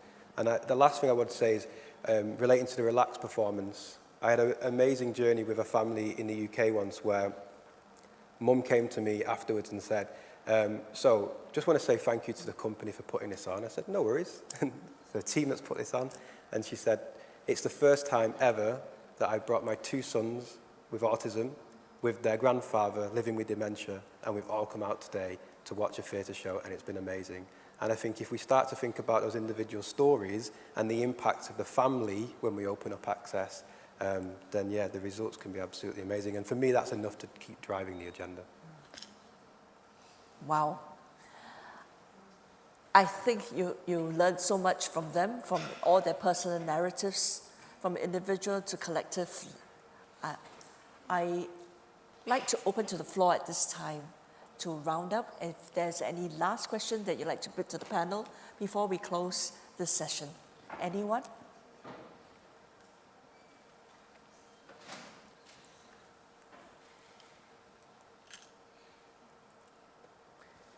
Thank you. It's called teacher wait time.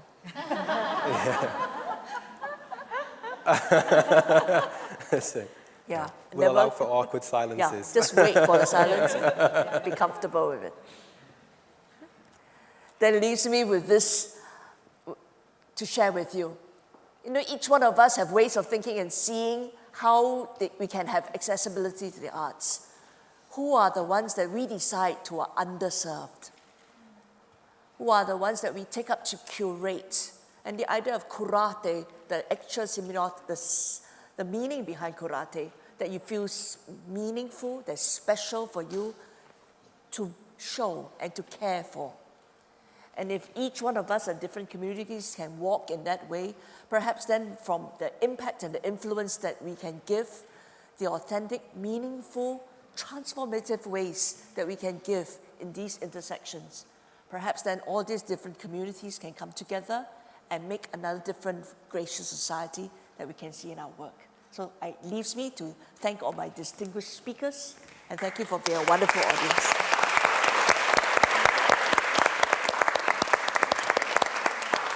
Thank you. And of course, a big thank you as well to Mrs. Rebecca Chew, our moderator. Let's give her a big hand as well. Thank you very much, Mrs. Chew.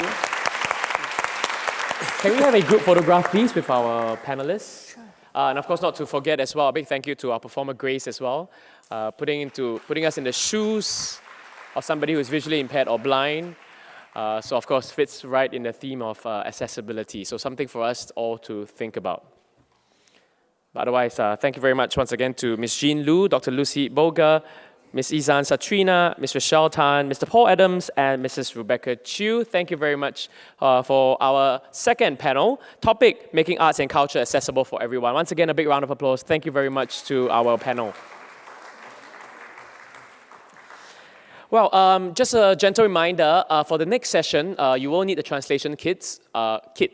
So for those of you who have not picked it up, please pick it up from the registration table outside. Once you are back, I will teach you how we can activate the translation kit. But otherwise, we do have a nice tea reception for all of you.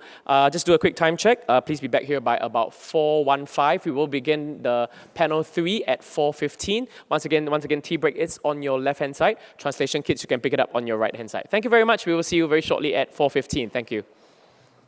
Well, panel 3, our final panel discussion for today, physical and psychological barriers to accessibility. So we have with us a very distinguished panel here today. Firstly, Mr. Chet McGitchie, Head of Visitor Teams and Access Lead, Manchester Museums and the Whitworth University of Manchester. Mr. Jeremiah Choi, Creative Director, Producer, Curator, Orange Dot Productions. The performance earlier this morning also by Mr. Jeremiah Choi. Mr. Kelvin Ang, Director, Conservation Management, Urban Redevelopment Authority. And Ms. Kim Yoon Yang, Educational Curator, Jeonju National Museum, Korea. The panel will be moderated by Dr. Meredith Martin, Associate Director of Cultural and Public Engagement, Chancellery University of Melbourne, Australia. Also at the same time, I'd like to remind all our guests that we will be using Pigeonhole, or later on if you wish to ask questions, please kindly ask via the microphones, but you can start inserting your questions onto Pigeonhole. So without further ado, ladies and gentlemen, I'd like to hand the time over to our moderator, Dr. Martin, please. Thank you so much. And before we start, I'd like to say what a very great honour it is for me to be here, both moderating this panel, but also to sign our MOU between the University of Melbourne and the National Heritage Board.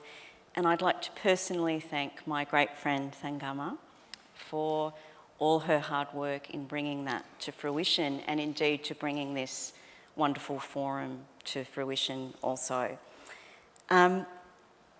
I want to start by acknowledging just what a stellar panel we have this afternoon, which is just as well because you're probably all getting a little bit tired. So buck up, stay with us. And such an important topic, physical and psychological barriers to accessibility. For if culture institutions are truly to be social inclusion change agents, they need to be leaders, not followers, in terms of accessibility. One of the key concerns of this panel is how design plays an integral part in making a space, building or program inclusive and welcoming, and how the use of non-verbal and verbal cues can have the potential to include and indeed to exclude. And I just wanted to briefly frame the discussion today through brief reference to the Canadian Museum of Human Rights, which was the recipient of a Jody Award in 2015 as a world leader for its commitment to accessibility, an early adopter, if you like. I use this example because as a Museum of Human Rights, the impetus to design a cultural experience that would be inclusive was absolutely core business. The starting principle for the CMHR was that the experience and expertise of people from diverse communities can and should be a force for innovation within the design process itself. They initiated an inclusive design or co-creative methodology of painstaking consultation and user testing in partnership with the groups that they'd aspired to serve. I thought this integration of user voice, and both Lucy and Paul talked about voice earlier, and indeed about the Declaration of Human Rights, but I thought it spoke nicely both to the focus on language in this panel and to the critical place of inclusion at the heart of design for accessibility. The CMHR's collaborative process of prototyping with real people resulted in a gallery experience that champions accessibility and usability as parallel experiences. In this way, from a museum professional perspective, and I paraphrase Corey Timpson, the VP Exhibitions Research and Design at CMHR here, accessibility has become a business practice that is ingrained in the day-to-day running of the museum. And I think, again, as David indicated when he was talking about the museum context, I think this relates to cultural institutions more broadly. So hopefully we can pick up some of those threads in our discussion. But with no further ado, I'd like to introduce our first speaker, Mr. Chad McGitchie, Head of Visitor Teams and Access at Manchester Museum and the Whitworth at the University of Manchester. Chad will be speaking about Manchester Museum's major new redevelopment, which will include the world's first centre for age-friendly culture. Chad's team are working closely with local disability organisations, mental health design consultants and visitors using their expertise and experiences to better understand how they might best break down barriers and create spaces accessible to all. Chad, Thank you very much. please. Thank you. Please welcome Chad.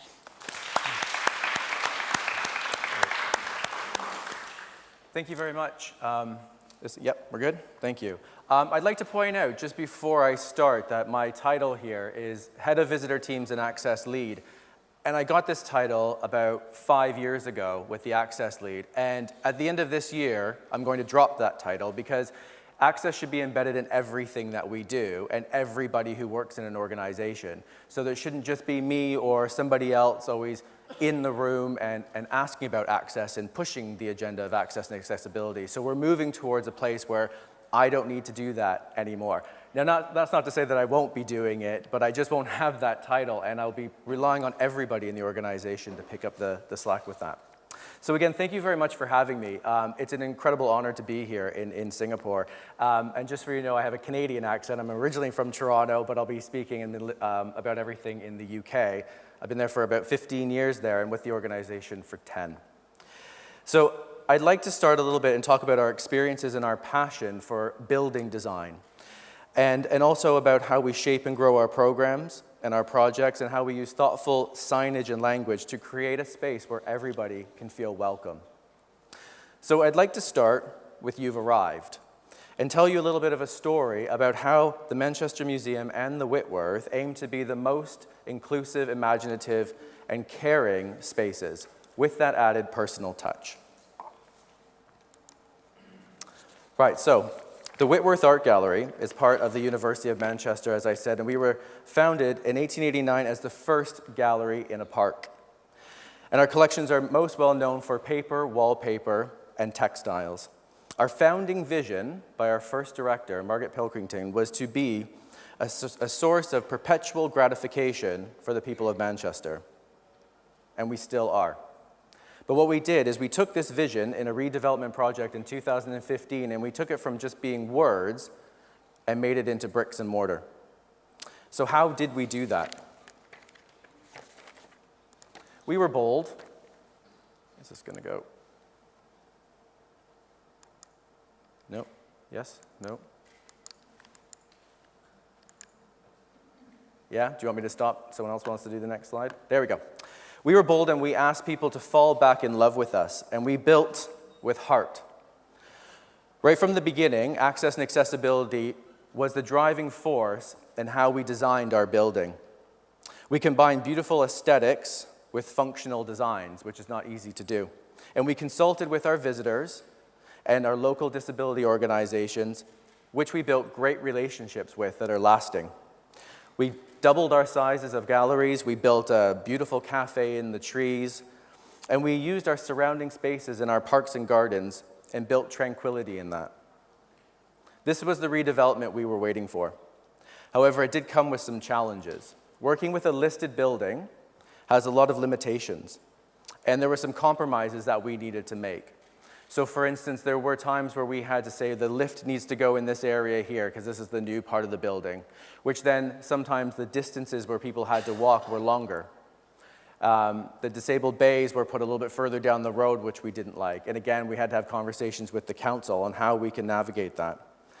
And then what we did is we opened with a beautiful space, but people were like, why is that like that? And why is this there? And how come I can't see this? And what happened is we actually overlooked some of the areas, like signage, for instance. It wasn't as easy to find the toilets as we thought it was, because they were beautiful signage that was done very, very nicely. But it wasn't as open and accessible to people. But what we did, and what we found very useful, was to have a visitor team on hand. And by visitor team, it's anyone working in the public spaces and our volunteers, to be on hand to have those conversations. And they're wonderfully charming. And they would talk to people and understand and have conversations about people's needs. And they would tell their stories back to us and say, listen, we might have missed the mark on this. How do we change it? So we tried, and we continue to try, and we always need to keep looking to refine. So supporting the building, like I said, is the visitor team, and they really are the eyes, ears, and beating heart of the organization. And we invest in a significant amount of time and resources into every individual who works on the visitor team, because we want access to be beyond bricks and mortars and ramps and signage. It needs to be there with thoughtfulness and heart. So the visitor team, they attend lots and lots of training, which I've put up on here for you. And they get really excited about those roles because we recruit people who have the passion to be the mediators for the public, to have those conversations and to build understanding with who our visitors are. And we built meaningful relationships with arts and health and well-being organizations and our NHS, our Natural Health Services. And we started building relationships there so we could be a little bit more creative in how we actually design our programs and our exhibitions. So such exhibitions is Beyond Dementia. And it was co-curated by the fabulous Forgetful Friends, which I think is a fantastic name for a place, for people. They're a group living with dementia, and they're diagnosed with dementia and living in Manchester, And Beyond Dementia seeks to tackle some of the misunderstandings and stigma around the surrounding condition. It explores how both the act of viewing and making art can be powerful in a way of connecting with self, forging meaningful connections with others, and improving the general health and well-being of those living with the conditions and their carers. We also looked at things about making and learning new skills together. And I've added these ones here, which is the Caribbean Wellbeing Sessions.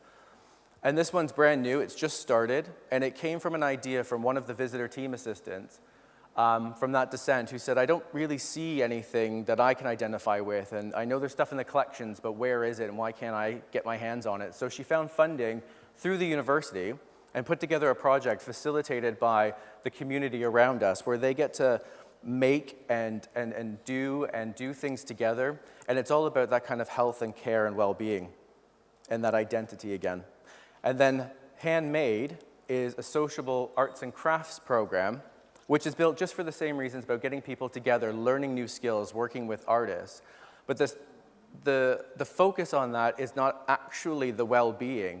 It's actually about the making and the learning, but the well-being kind of comes naturally to it. But that's the real focus. So it's not like we have to say, this is for you, you can come here. It's for everybody to come. And what you get out of it is what you get out of it. So I'll quickly move on to the Manchester Museum. So we're currently going through a major redevelopment project, £13 million, to be the most inclusive, caring, and imaginative museum. The development will create new galleries devoted to South Asia and Chinese culture, the world's first center for age-friendly culture, and improve visitor facilities to be more inclusive and accessible in design. So being able to work in both organizations, we're now taking a lot of things that we learned from the Whitworth and applying them to the museum. So how are we going to do that? Well, we're going to build with care. Our architects and designers are also people who specialize in dementia-friendly spaces. So we have people who come in and do audits and walk around the building that we have and look through our plans to make sure that we're thinking about floor patterns and lighting, sensory areas, also about having changing places for adult changing facilities so that people can come in and freely move, because we don't have them as close as we would like them. And in the UK, if you're doing a major redevelopment, you better be really seriously looking at this. And a lot of people through social media have been challenging us on making sure there's enough money for areas like changing spaces. And then also, what we're looking at this is to make sure that we're going to be growing quite big, and we have these huge visitor figures that we're going to be thinking about. But the visitor team are now going, well, how do we keep the personal touch there? If we're going to grow and double in size and we have so many more people, how are we actually going to keep that meaningful and personal engagement? So moving on to language. This is going to run alongside the Building Works, and it's a really unique partnership that we're working with Multilingual Manchester, which is part of the university. And they've designed and come in and actually translated our Hello Future campaign here into 50 different languages in and around Manchester and Greater Manchester. So some of them like Chinese, Hindi, Hebrew, Arabic, and so many more. They're also going to be having workshops to facilitate people coming in. We're going to have thoughtful signage and tours to try and be, which our aim is to be the first major cultural institution to embrace language diversity. So this is one of my favorite parts here. This is the language tours that we're already doing right now. And the visitor team run highlight tours normally. We do lots and lots of work to make sure that they are insightful, they're for all ages, interest, abilities, lots of themes and everything like that. And we've worked with a lot of our organizations to come in and make sure that we can do this properly and that we are being thoughtful in our approach. So we have British Sign Language Assistant, we've done Makaton, we do audio described tours. And then at the Manchester Museum, we have Mandarin, Italian, and Spanish. And at the Whitworth, we have Korean and Japanese. Now, can anyone guess why we've chosen those languages? Those are the only languages other than English that the teams speak. So we thought we would just start with that. There was a lot of pushback when we were looking at languages before, and a lot of people were like, well, why not this language? Are you looking at your visitors' languages from your local communities? Are you talking about the people who are coming from abroad? Are you talking about the most significant languages used in Manchester? And there was just so many questions, and then we just kind of got all confused, and it took years to kind of untangle that. So we just thought, let's just use what we have, and that's what we did. And these are the languages that we recruit for. And this is why every time I do a recruitment drive, I want more and more and more languages to be spoken. Really quickly, as I'm getting, just see I got a little bit of time left, this is some of the thoughtful signage that we worked with some people from our Alzheimer's Society and people living with sight loss. And it was about contrast and color and how that as long as we keep it consistent, people can understand and know where they're going to be. So some of our materials that are on the walls should match the materials that they have in their hands. We've also looked at where guide dogs can get water and do their business, how we can have handrails on the right side so that, because guide dogs are trained on the left, which I didn't know until only a few weeks ago. And that someone's there to meet them with a friendly smile and to say who they are and to welcome and to give clear direction of where they are. So, hi, my name is, and it gives that personal touch. And the thing is, though, is that the team do that for everybody. It's not just, oh, you look like you might be visually impaired, or oh, you look like you need help. We're trying to keep that in, it's for everybody. If you build for access, you're building for everybody.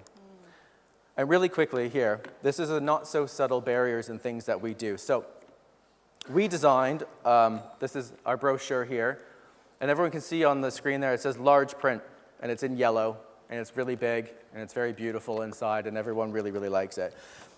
What I asked is, this is our main brochure, and we had these side by side.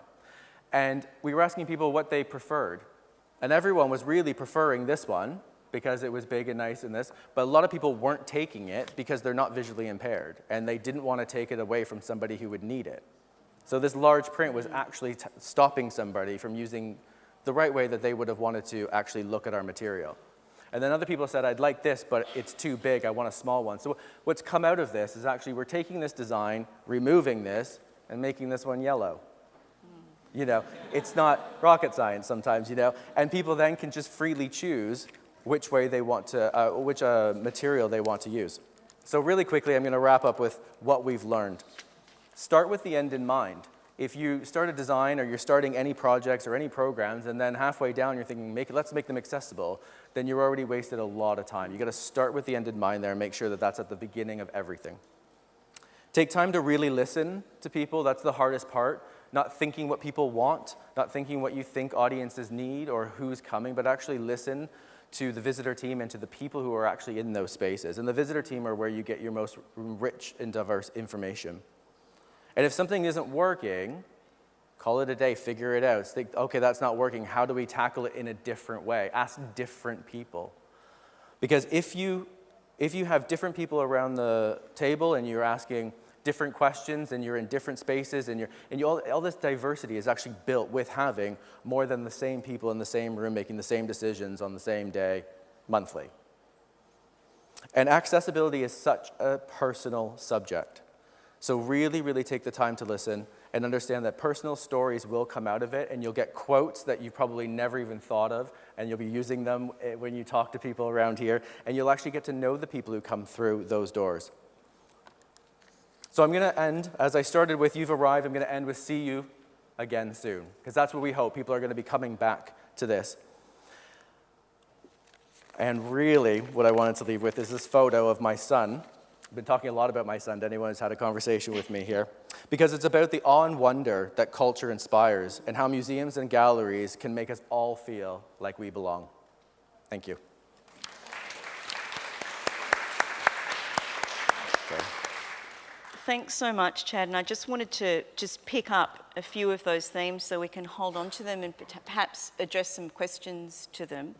And to start with your end, start with the end in mind. Yeah. I mean, I think that's great, and I guess that's what I was trying to speak to in the framing piece. Building with care, making and learning, the critical importance of relationships, the sustainability of personal touch with scale, at scale. I love the starting where you are in terms of the language diversity. It's great. And also the importance of the visitor team, both in terms of the communication of user voice and in terms of the diversity of the makeup of that team itself, yeah. And in terms of that enabling diversity. So, yeah, a great first presentation. And now it's my very great pleasure to move on to our next speaker, Mr. Jeremiah Choi, Creative Director, Producer and Curator at Orange Knot Productions, who has directed and produced an impressive range of theatre shows, concerts, arts festivals in Singapore and around the world. Jeremiah will be speaking about how he creates safe environments when he creates or collaborates in shows and events with people of all abilities and for people of all abilities. Thank you, Meredith. Jeremiah, Thank please you. welcome Jeremiah. Good afternoon, ladies and gentlemen. I must confess that I feel a little out of breath sharing at this conference today, but I feel quite strongly of late on the subject matter of creating and providing a safe and supportive and protective environment, not only for performers of all abilities, but also for the audience and for the organizers as well. I must also qualify that I'm not an expert on this subject matter that I'm sharing, so please allow me to share from the bottom of my heart and from my experience. So, how do we begin? What is a safe working environment? I've searched the internet, and all of them kind of have some common features about a safe working environment, and it goes like, as employers, there is a responsibility to maintain a safe and healthy workplace. A safe and healthy workplace can help focus efforts at improving work environment and prevent injuries and illnesses at the workplace. And each and every organization has its own unique system and plan. So instead of the word workplace, which carries with it the image of working in an office or organization or a factory, I replaced it with the word environment, which contextualizes the situation that I always work in festivals, events, shows, productions, talks, conferences like this, and exhibitions. Collectively, I will refer them as production here for today's presentation. So what is a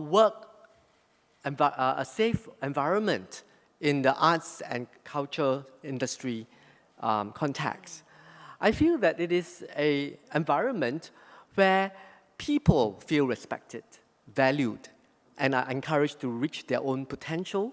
And it must be a safe space, not just physical, but also emotionally and mentally as well. recently, I watched A Singapore Carol. For those friends visiting us, this is a one great show to watch. It's at Drama Centre, Victoria Theatre, sorry, and it's finishing at the 15th of December. Sorry, I have plugged it. It's not my production, but I really loved it. It has a huge children chorus performing in it. And it's based on, of course, Charles Dickens' A Christmas Carol. And it's transformed into a hilarious, heartwarming local pantomime dealing with some very tough adult issues of greed, ambition, self-centeredness. But throughout the whole production, I could feel that the children were very well loved, properly guided, and tenderly protected during the play. And I'm sure that they were also protected during rehearsals as well.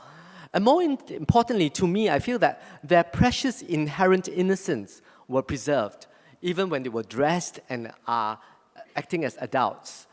Very often, it's so easy to say, let's dress the children up as mini versions of the adults without much thought of consequences. Let's make them sexy, it's cute. But dressing them age appropriately is paramount. Making them sing age-appropriate lyrics is important. Giving them age-appropriate moves is vital. And as adults, we must and we have to know where the line is crossed. It was completely different from another show that I just watched. And I personally cringed at the very young children dressed up inappropriately, especially preteens and teenagers showing too much skin, singing inappropriate lyrics for their age, prancing around, touching themselves in a very adult way. I'm not sure, if the children were given sufficient guidance as to the meaning of what they were doing, and if they had any say, perhaps growing too fast, too soon, is not so cute for me, and we must protect them. The feeling of being respected, being valued is important, but we also must provide an environment where they feel encouraged to reach their full potential, and in a very safe environment. In another concert that I just recently directed, it's called Sunbest 2018, where we raise funds for Muscular Dystrophy Association of Singapore and SOTA. That's one of the items you saw this morning. In one of the performances, I paired SOTA alumni Caleb Lau, who was playing the piano, with another MDAS performer, Boon Keng. Caleb is a budding songwriter, pianist, singer in his own right. And when he auditioned for Sunbest, he auditioned to play a solo item. But I felt it would be good for him to do a duet with Boon Keng. Boon Keng was also in the performance this morning. He wanted to sing Wish My Life Away, but Caleb wanted to present his new song, Voices in My Head, Voices in My Head, which he wrote for the concert. So what I did was I set the two young adults up. I moderated their discussion. I watched safely from the side on the fringe so that they can negotiate with each other and collaborated a beautiful mashup of the two songs at the concert. After the concert, Caleb wrote to me. This is Caleb and Boon Keng. And Caleb said, I really appreciated the opportunity. At first, of course, it was a surprise because I was expecting to do a solo performance. But it was so much better as I got the opportunity to know everyone from MDAS. And if there's another opportunity next year, I would gladly collaborate with MDAS again. I'm so happy that this young man is able to put aside and overcome his individual ego to work with a fellow wheelchair-bound performer on an equal basis. And both has the opportunity to learn mutual respect, share each other's values, and push each other to their full potential for the performance. And having the knowledge that Boon Keng may not be able to sing next year because his muscles are wasting away, he may not have the breath to do so. So Caleb was magnanimous enough to allow that opportunity for Boon Keng to do so. So what about creating a supportive environment? How does the environment we are creating support that? It is not just about having suitable lighting conditions, appropriate sound levels, and making sure that the stage is accessible. A fellow practitioner once shared with me a very heartwarming real-life experience. Her group is called The Glowers. It is a company that conducts drama-related activities for senior performers, and they've just completed a performance in Japan. One of the performers is suspected of having an early onset of dementia. She often forgot her lines, her entry and exit. The other cast members were at first distraught by this. It upsetted the harmonious balance within the group. But they had an internal meeting. They decided that this is something that they want to do and they have to deal with. So they decided to support the person with suspected dementia and during the performance and the production itself. So with the cooperation of the director and other cast and crew members, they literally were there to hold her hands, bring her in, bring her out, guide her on stage, whispered the forgotten lines in her ears, and they managed to do 3 shows without major mishap. I'm so happy to know that there's so much love and care and concern, for each other on stage.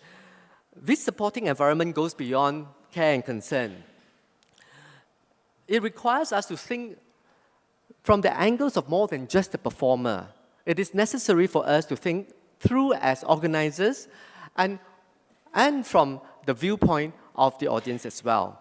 So in a recent, sorry, I've been not clicking. So these are the performances of them in Tokyo. And this is an enabling festival which I curated as a festival director. We saw many visitors, participants who came forward to learn more about dementia, either as caregivers or people suspecting with an early onset of dementia. The festival was held at the National Design Center. For me, the success of the festival was not the numbers of the people who attended, but for the people who came seeking, and they did so in a very safe environment. As organizers, we make sure that they were given sufficient privacy and assurance for them to discuss intimate issues, either on a one-to-one basis or in smaller groups. Experts and professional groups were on hand to help the participants. And it's heartening to see a group of no more than 10 participants huddling around the mahjong table, learning new and fun and inexpensive ways to engage and entertain people with dementia. This supportive environment facilitated to access support services and other resources, and it expanded capabilities, fostered resilience, and promoted self-reliance. And we need to understand and create empathy as well. My last point is creating a positive environment. When writing this article, I paused and reflected how often in our art-making process we neglect to place importance over our very own emotional and mental well-being and welfare. How often do we create subconsciously or unconsciously a toxic, negative, stressful, biased, even discriminatory environment that we work in? Another fellow theatre practitioner, Grace, and she's here today, Grace from Access Path Productions, shared with me her difficulty in trying to start a professional company to change attitudes towards disabled people. The barriers are not just physical. She shared with me that clients, yes, even government organizations, cannot wrap their head around why she wanted to start a company to provide equal professional opportunities to people of all abilities.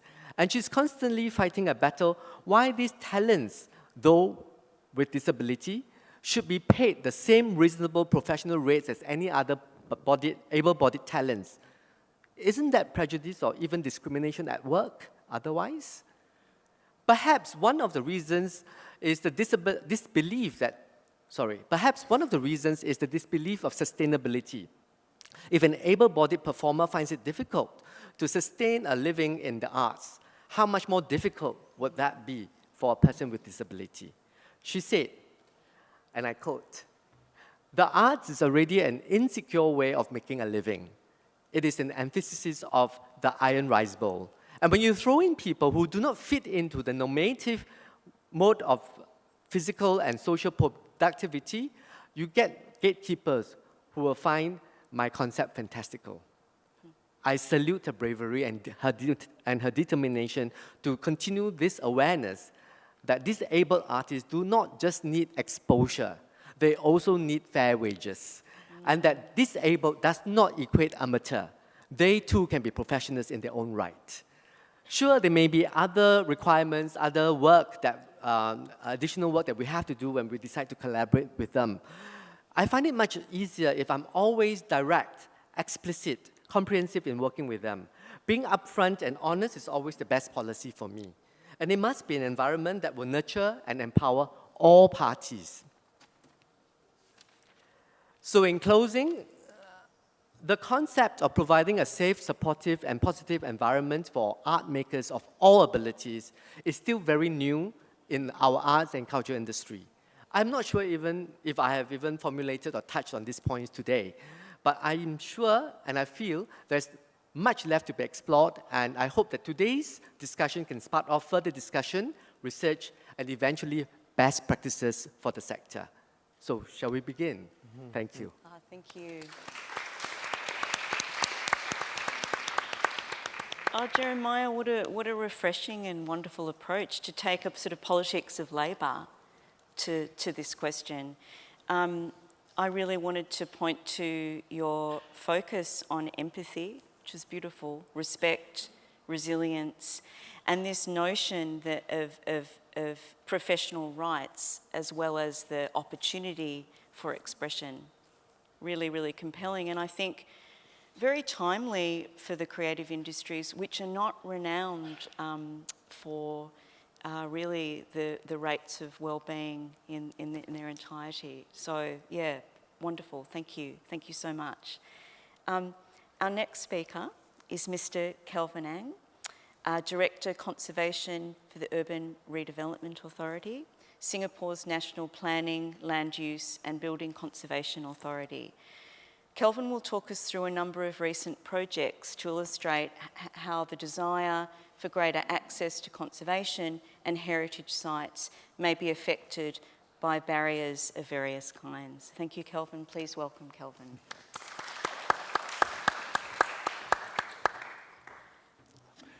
Selamat datang.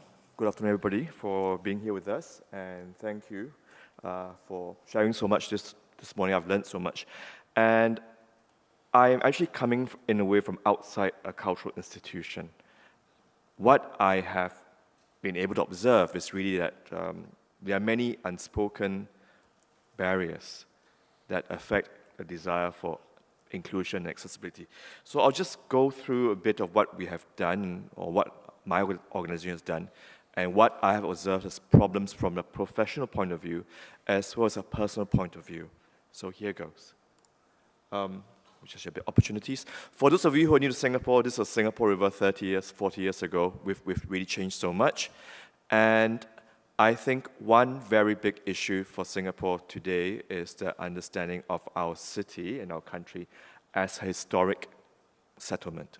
We are turning 720 years old next year, 200 years in a modern period. But our image is such that we don't think of Singapore as a historic settlement. And if our objective, starting from the beginning, the end in mind, is to say that Singapore has history, then what's the best way of getting the message through to our fellow citizens? So my organization deals with conservation, meaning listed buildings in the UK context, and we've got quite a lot of buildings that are protected. And it's really something that's been a leader in Southeast Asia. But really, what have we achieved in addition to legal protection?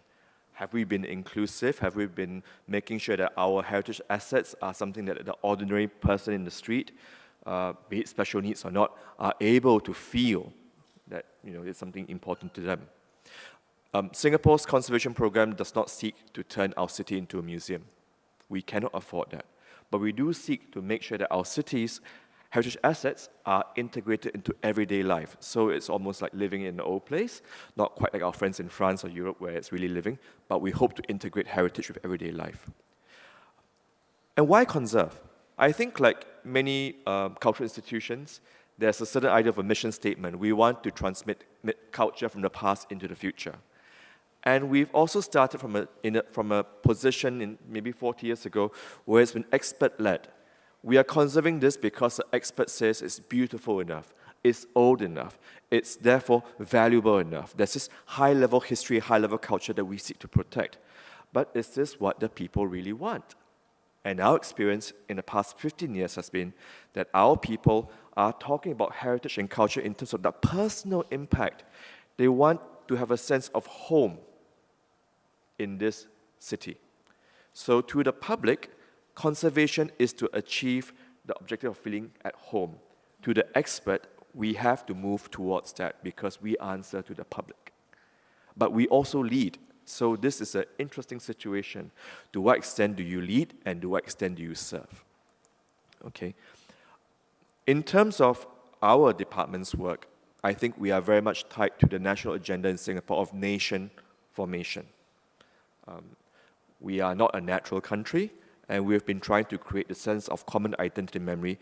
And our first Minister for Culture, Mr. S. Rajaratnam, stated it in this little quote, and that has been our direction, our compass, right? We need to bring people together.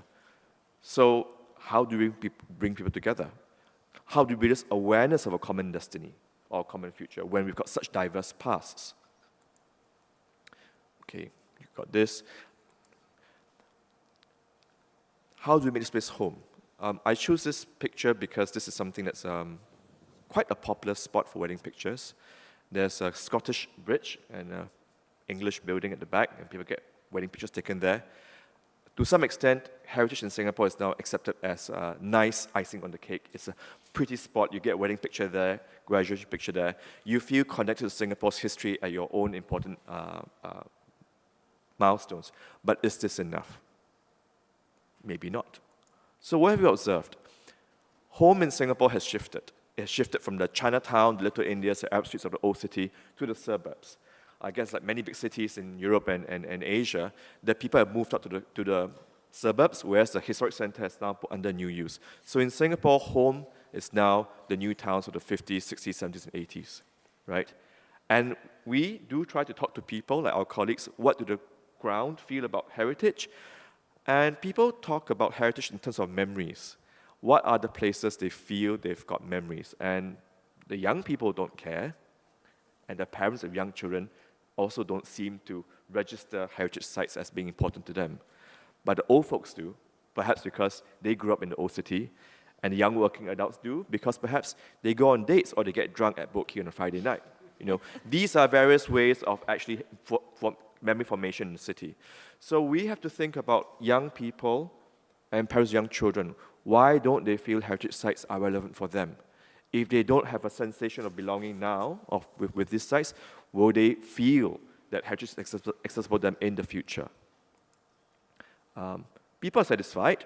That is Singaporean. We do all these surveys where people are satisfied. But we also, as Kenny says, we don't rest on our laurels. But what do people want? We are not so good at understanding what people really, really want behind what they say. So those who have to investigate more. And people want a sense of community identity. They want to have physical access, which sometimes is complicated by fragility of sites. And there's this issue about economic access. They want things that they feel they can afford. I think this is the theme we've heard throughout the day. What can they afford? How do we deliver it? So these 3 points I will then illustrate a little bit in terms of the barriers I've seen encountered. Now, this is a postcard from, I think, just after World War I, really. And it's this important road called South Bridge Road. It's a wonderful area with a South Indian mosque and a South Indian Hindu temple. But this area, even though it's protected in the past 40 years, we have called it Chinatown. For those of you who are new to Singapore, what is an issue with the word Chinatown? It is just a name, but this name has meant that we have got young people in Singapore from other ethnicities who say, I don't go there because I'm not Chinese. But this heritage area is for everybody. And what do our South Indian communities feel about their important sites being subsumed under the label Chinatown? We have to investigate further.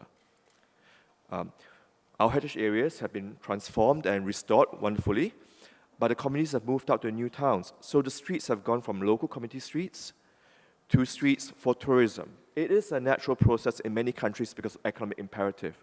But again, what is the price that we may be paying?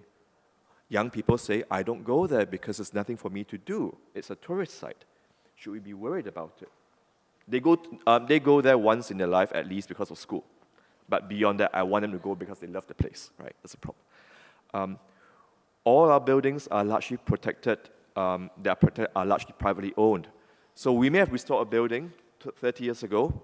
The Queen visited with the Duke of Edinburgh. It's wonderful as a marketing thing. But does it mean that the person on the street can go in now if it's a shop? They can't. So what we try to do is to find other sites to restore. This is 157 New Road before restoration. It's a very fragile site. And we have to balance preservation with interpretation and access. But because this is a very fragile site, even though it's restored, as a house, as a conservationist, I would privilege the house first. But subsequently, in terms of programming, I must limit in terms of numbers, programming. I can't have children running in there. But do I say it's better than nothing because now our young people can see this house in Singapore and not have to go to Malacca or Penang to see a house? How do we find solutions around these situations?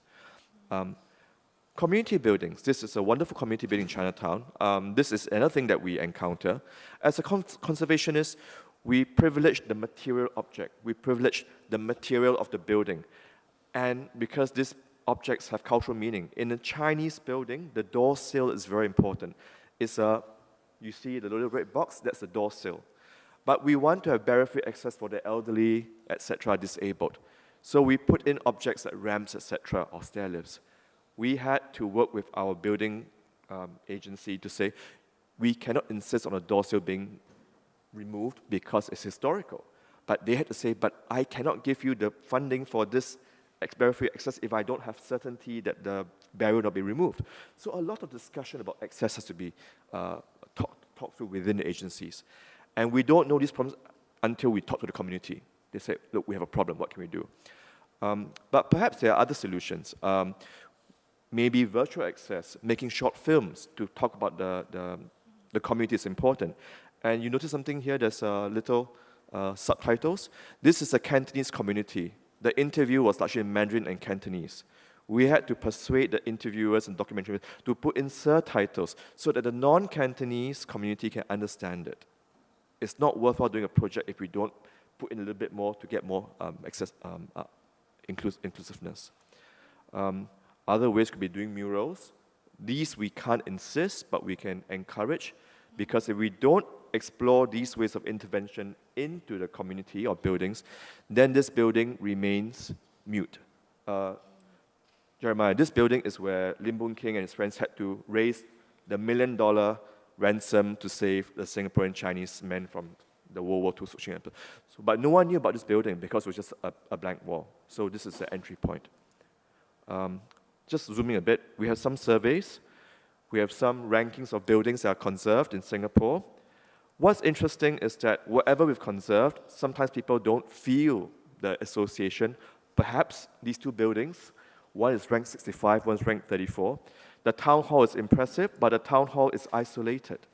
You and I don't go to the town hall, but millions of children have gone to the science center. Is this a hint for us about inclusiveness? We must make sites accessible at the very basic level of day-to-day or having children. So just to conclude, this is my neighborhood. I live in Tiong Bahru. It's a now hipster neighborhood with wonderful coffee, cakes, fashion, etc. But what does it mean for people? Do we feel that we belong in this neighborhood that we live in? Okay, maybe I do because I live there. But how about other people? This is a group of students who live literally 10 minutes walk from this wonderful estate. We want conservation to help young people like these feel that Singapore is their home. But they told us, we never come here because we feel we don't belong. It's just 10 minutes away by foot. Because they felt that being in their underprivileged position of, low income, etc., they wouldn't be welcome. We were so hurt as residents. But so how do we overcome this? We overcome this because we could work with NGOs like Readable to bring them in. This is not something that I think a government agency per se could do on its own, but we have to be open enough to talk to our partners to find solutions. So I've shared with you many, many problems because I think only by talking about them we can find solutions along the way. So thank you very much, and yeah, I hope to learn much more from all of you. Thank you. Thank you, Kelvin.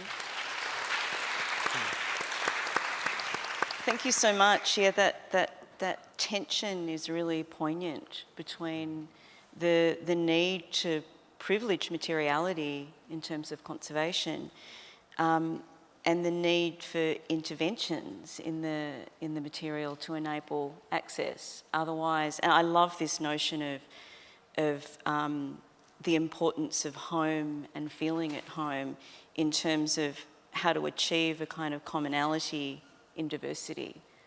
And it occurred to me that in terms of we'll talk about, you don't want to, I mean, with Rome, for example, it's a sort of museumified city.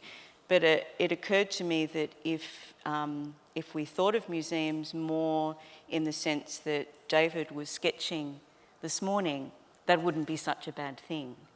And they'd be more what you've gestured towards in terms of maintaining that balance between the experience of the everyday and the sustainability of materiality. So thank you so much. Now, I think we need to get our headsets on.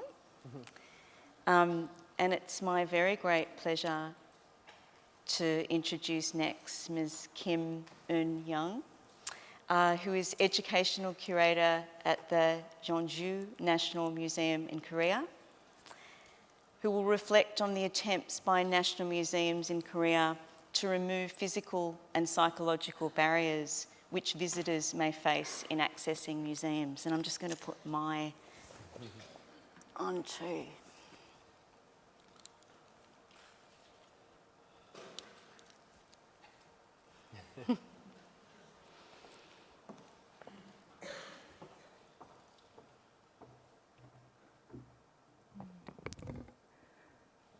안녕하세요.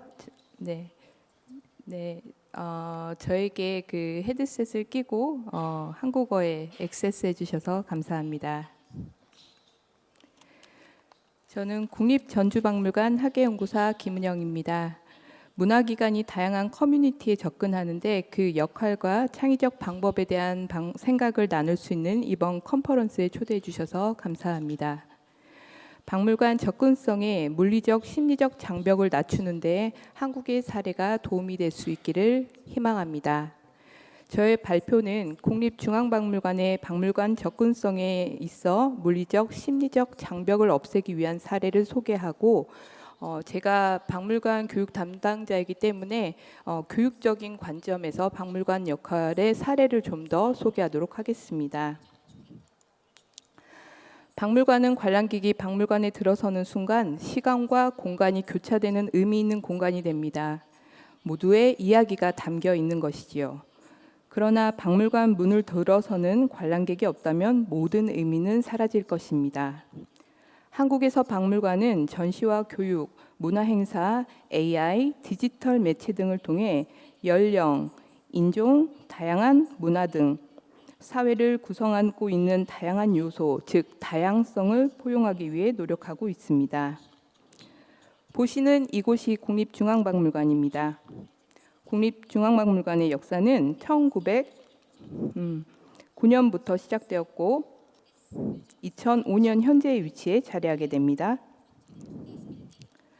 41만 개의 컬렉션을 보유하고 있으며 350만 명의 방문객이 2005년 이후로 다녀가셨습니다. 박물관 조직은 보시는 것과 같이 기획운영단, 학예연구실, 교육문화교류단으로 구성되어 있고 정규직, 비정규직을 합쳐 약 500명이 일하고 있습니다.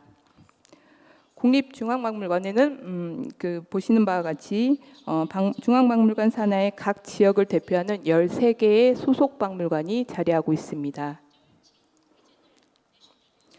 국립중앙박물관의 액세스 액션 슬로건은 모두에게 친근한 박물관입니다. 선택의 기회는 누구에게 있는가?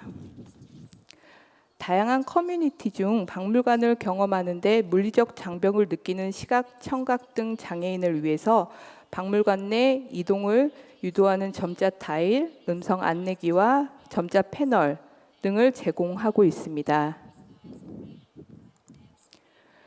또한 상설 전시실 1층 6곳에서는 보시는 것과 같이 모형 전시품을 만져보며 듣고 느낄 수 있는 시각장애인을 위한 공간을 마련하고 있습니다. 신체가 불편한 자는 엘리베이터를 이용해 모든 전시실에 접근할 수 있습니다. 그리고 전시 해설팀에는 수화 전문가가 근무하고 있어 언제든지 1층 안내 데스크에서 관람객을 맞이합니다. 박물관은 시각장애인이 박물관 주차장에서 전시실까지 오는데 소요되는 시간이 비장애인과 크게 차이나지 않도록 끊임없이 노력해야 하며 전시와 문화활동 참여에 대한 선택권은 그들에게 주어져야 됩니다.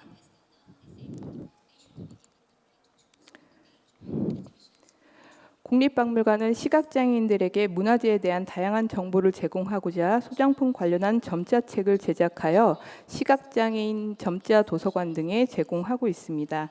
슬라이드에서 보시는 것처럼 전국 국립박물관의 대표 소장품을 모은 점자책, 그리고 교육을 위한 점자책, 그리고 소속 박물관에 있는 지역을 대표하는 문화재에 대한 접근성을 높이기 위한 점자책을 만들어 제공하고 있습니다. 국립중앙박물관과 국립전주박물관에는 시각장애인을 위한 문화재 촉각 체험 공간을 2005년과 2006년에 마련하였습니다. 시대를 대표하는 문화재 복제품을 만져보며 연극, 놀이 등 다양한 예술적 체험을 할 수 있는 공간입니다. 박물관의 활동에 장애인과 비장애인의 구분은 없습니다. 하지만 이 공간의 의미는 시각장애인을 위한 공간이란 점 외에도 비장애인이 항상 방문하여 시각장애인의 문화활동과 그 필요성에 대해 인식하고 공감할 수 있었다는 것입니다. 시각장애인의 촉각 체험을 제가 10년간 진행해 오면서 조금의 고려할 사항은 다음과 같습니다. 전맹을 제외한 약시 등 시각장애인은 가까이 보려는 특성이 높으므로 주변 방해물에 주의해야 합니다. 시각장애인은 선천성 장애보다 사고, 질병으로 인한 후천적 장애 비율이 높으므로 기억을 떠올릴 수 있는 설명은 그들의 이해를 더욱 돕습니다. 50대, 60세 이상 시각장애인의 경우 소장품을 기반으로 그들의 이야기를 듣고 공감해주는 시간이 더욱 필요합니다. 우리는 장애인과 같은 사회 소수에 대한 배려를 인식하곤 합니다. 하지만 그 관심과 실천이 지속적이기보다는 일시적이기 쉽습니다. 바로 이 점에 대해서 얘기하고 싶었습니다. 박물관과 문화재에 대한 장애인 프로그램입니다. 연극이나 음악이나 여러 가지 문화예술적 장르의 전문가들과 협업하여 진행하고 있는 프로그램 사진이기도 합니다. 선택권이 누구에게 있느냐는 굉장히 중요한 문제인 것 같습니다. 제가 2007년 시각장애인 프로그램을 준비하면서 자료조사를 했을 때 한국의 시각장애인의 경우 50% 이상이 영화 감상 말고는 문화활동을 선택할 수 있는 다양성이 거의 존재하지 않고 있었다는 점입니다. 그것은 저희 같은 문화기관에서 어떤 프로그램을 일시적으로 하는 거에 참여하는 것과 그들이 어떤 필요에 따라 평상시에 접근할 수 있는 문제는 굉장히 다른 문제라고 생각이 듭니다. 보시는 사진에서 그 남자아이가 보이실 것입니다. 같은 아이입니다. 2년 후에 박물관에 방문하여서 프로그램을 진행했던 사진입니다. 이렇듯 그들에게 문화활동을 할 수 있는 기회가 주어져야 된다고 생각합니다. 박물관과 문화재에 대한 정보를 충분히 제공하는 것 또한 물리적 장벽을 가진 자들에게 박물관 접근성을 높이는 데 중요한 요소입니다. 국립중앙박물관 홈페이지에는 550여 점의 문화재에 대한 설명이 수화 동영상으로 제공되고 있으며 수화 전시 해설도 제공되고 있습니다. 물리적 거리를 좁히기 위한 아웃리치 프로그램을 진행하고 있습니다. 지역 학교와 축제 등에 지속적으로 찾아가고 있으며 소장품을 활용한 여러 체험 활동들로 박물관에 대한 관심과 재방문을 유도하고 있습니다. 재소자 등 박물관에 오기 어려운 물리적 환경 대상을 모색해서도 아웃리치 프로그램을 진행하고 있습니다. 학습기 소아암, 백결병 등으로 오랜 투병 생활을 하고 있는 환아를 찾아가는 아웃리치 프로그램을 운영하고 있습니다. 오랜 입원과 주기적 통원 치료 등으로 청소년기 학습에 대한 의욕과 기대가 낮은 청소년들에게 VR 등을 활용하여 문화체험 활동을 진행하고 있습니다. 그들은 적절한 도전 과제를 해결하며 성취감을 느낄 수 있었습니다. 전시실과 학교 교실이 실시간 연결돼서 진행하는 수업을 진행하기도 했습니다. 지역의 거리와 관계없이 박물관에 대해서 알아볼 수 있었던 시간이었습니다. 근대 이후 한국 박물관에서 가장 중요한 화두 중 하나인 관람객은 박물관의 역할과 기능 중 교육적 가치와 역할의 확대로 자연스럽게 이어졌습니다. 국립박물관의 경우 중앙박물관 이하 13개 소속 박물관에서는 어린이, 가족, 외국인 거주자, 노인, 장애인 등 대상별 교육 프로그램을 매우 활발히 하고 있습니다. 교육 문화 프로그램은 대상별 요구와 필요에 부응한 다양한 커뮤니티의 접근성을 높이기 위한 박물관의 적극적인 활동입니다. 심리적 장벽을 없애고 박물관의 접근성을 높이기 위한 프로그램을 소개하도록 하겠습니다. 박물관에 방문할 수 없는 벽은 신체적, 정신적 장애뿐만 아니라 다양한 심리적 요인에 기인합니다. 중앙박물관 및 13개 소속 박물관에서 공통적으로 관심을 갖고 심리적 장벽을 허물기 위한 교육 프로그램은 첫 번째가 결혼 이주로 인한 한국에 거주한 여성, 외국인 노동자 등 외국인 거주자에 대한 언어와 문화의 장벽을 허물기 위한 프로그램. 두 번째로는 고령화 사회에 진입한 한국에서 노인 계층의 문화 향유 활동과 치매 예방, 그리고 치매 환자 가족들을 위한 프로그램입니다.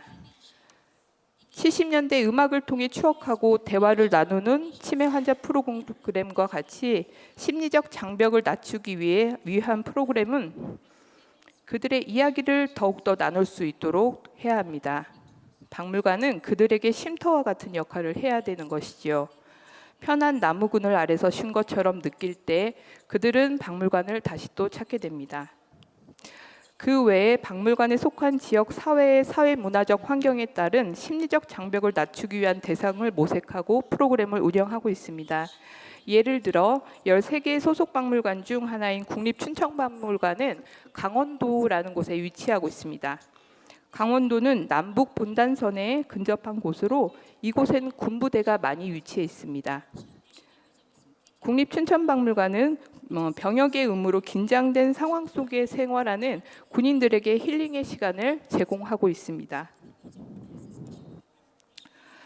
박물관은 인종, 종교, 나이, 장애 등의 구분 없이 다양한 사회 문제를 담아내며 이에 대한 공감과 참여를 불러일으킬 수 있는 공간입니다. 그러기 위해 박물관은 사회 변화를 담아내고 누구에게나 열린 공간이 되기 위한 노력을 지속적으로 기울여야 할 것입니다. 지속적인 공감을 불러일으키고 긍정적인 변화가 시작되는 곳, 누구나 박물관에는 창조적인 문화 생산의 주체가 될 수 있도록 해야 할 것입니다. 이상입니다. 발표를 들어주셔서 감사합니다.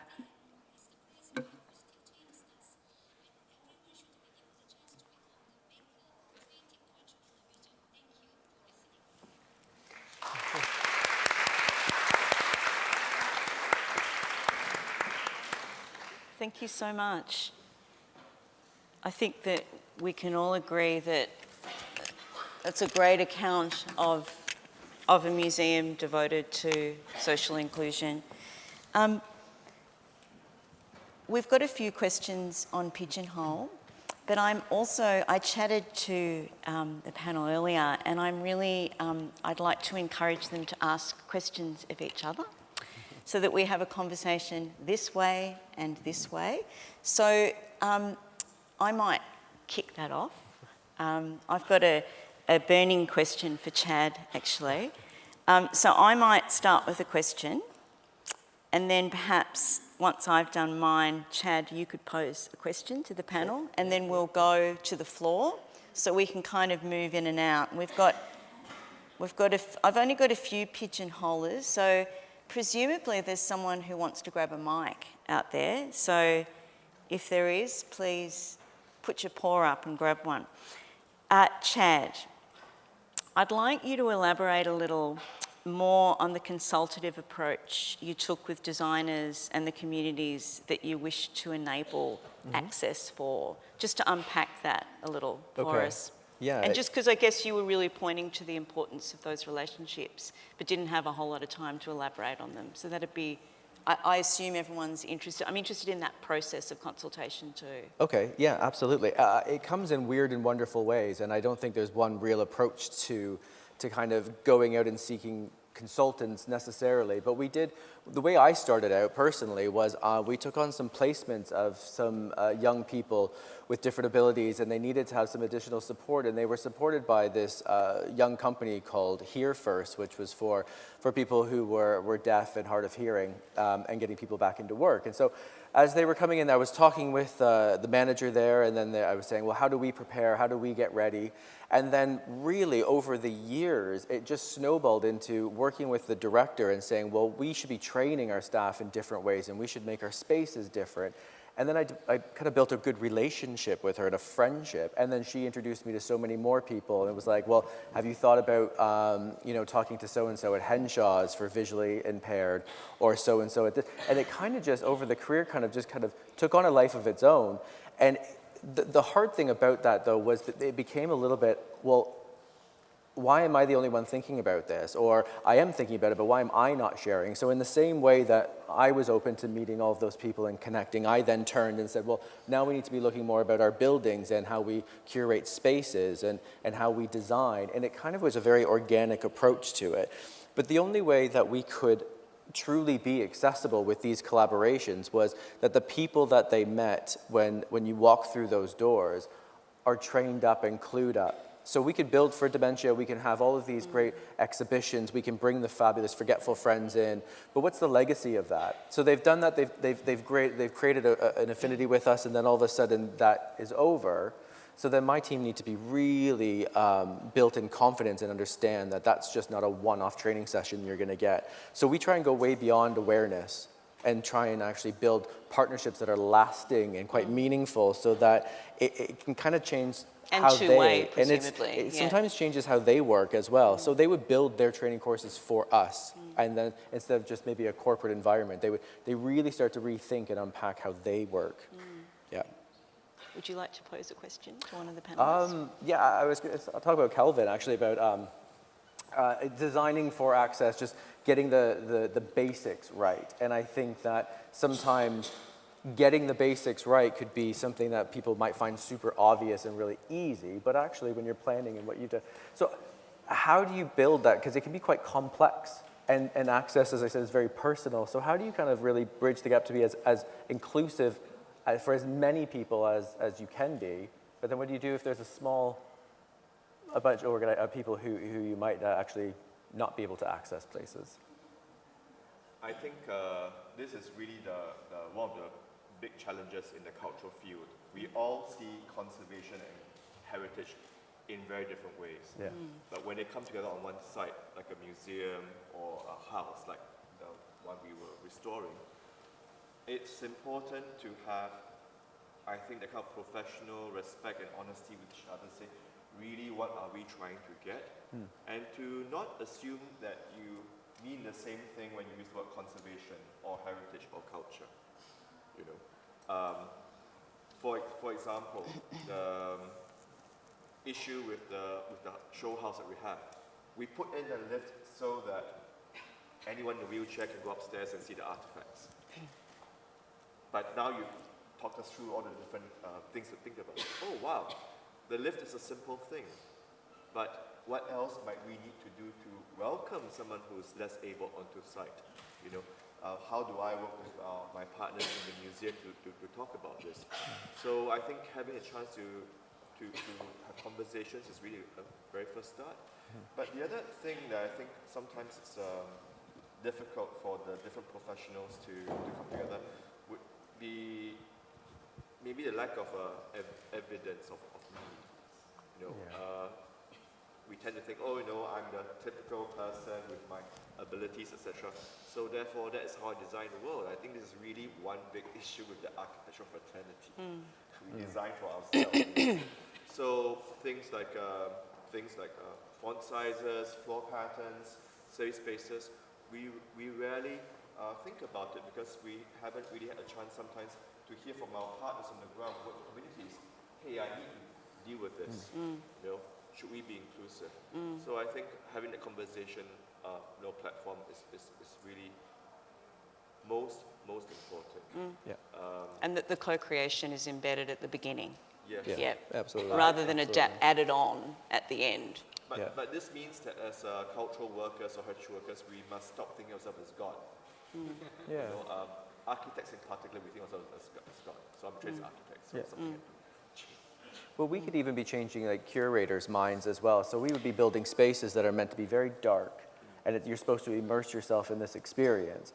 And some people who have, you know, who were visually impaired, they couldn't really understand because it was just too, they just couldn't figure out how to be in the space. And so what we compromise is, can we just have a little lit area where we can then do a bit of a tour here or do more audio described. And that's then quite a simple recalibration. It's simple, and it's again people's aesthetics and access, and why can't they just get along, and why are you creating this atmosphere that you're actually segregating somebody. So those compromises there set precedents. So now sometimes when we bring in exhibitions and they say you can only show it this way, we challenge that instead of just being like, okay, you're the boss, you know, but we actually challenge the way that we curate now. That's great. I'm going to, is there any questions from the floor before I go to Pigeonhole? No? No hands up. I have one here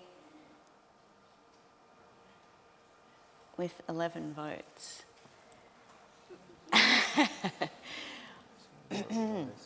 Why does Singapore rely so much on the idea of nostalgia to supposedly build identity? Who would like to take that one on? Okay, Kelvin, take it away. But Jeremiah, everyone, please jump in. Because you also deal with production and absolutely. New projects, right? I don't think that as a participant in the cultural network within the government side, we rely very much on nostalgia to build identity. Because all the objects and stories are real. They are real stories. They have great meaning. But at the moment, this nostalgia thing is everywhere. So I would say perhaps we are just using nostalgia as a vehicle to attract the man or woman in the street to enter the museum, to enter the heritage site, to access the materials, to be interested. Yeah. So I would say that it is a vehicle at the moment, for me at least, to get people interested in understanding what Singapore identity is made of or could be. But it's not to be all in all. Jeremiah? Well, I mean, having worked on many projects, especially projects for the government, I don't think it is nostalgia that we are hooking on to. It's actually stories. I think every time, you know, when I get a brief, you know, when I go into a tender meeting, whatever it is, they're very interested in trying to get stories from people. And of course, a lot of people, when they encounter these stories, they always think about nostalgia. Actually, it's not. It's actually the stories of ourselves, of our fathers, of our next generation, that we're trying to gather these stories to therefore build identity. I think I would replace the word nostalgia to stories, which is more true than nostalgia itself. And then I guess the idea is to have as many, that it is stories, plural. Yes. Yeah. But this thing about stories is, I think, is a very complicated subject about who tells the story. I think sometimes, say, creating that safe or creating the ethical framework for story collecting or storytelling is something that I think we need to talk about more. So, say within my family, I asked my aunt about her experience in the war. She would tell me in quite a lot of detail what went on, etc., etc. But that's because we're a family. She is able to share all this with me. When she shares the same experience with her grandniece, she cuts many things out because she doesn't wish to burden that generation with too much of the past. And this is something we can do as a family. We have the right to do it. But when we are working in a national institution, these difficult stories, actually, how should we collect them and how do we use them responsibly, or what right do we have to use them in some cases? And if some of these stories cannot be told by us as an institution, then who else can tell the story? So some of you might have read the book 17A Keong Siak Road. It is a story of a girl who grew up in a house in the Chinatown area as a daughter of a brothel keeper. That is a beautiful, beautiful street of shop houses conserved, but that story could not be told by anybody else except her. Mm.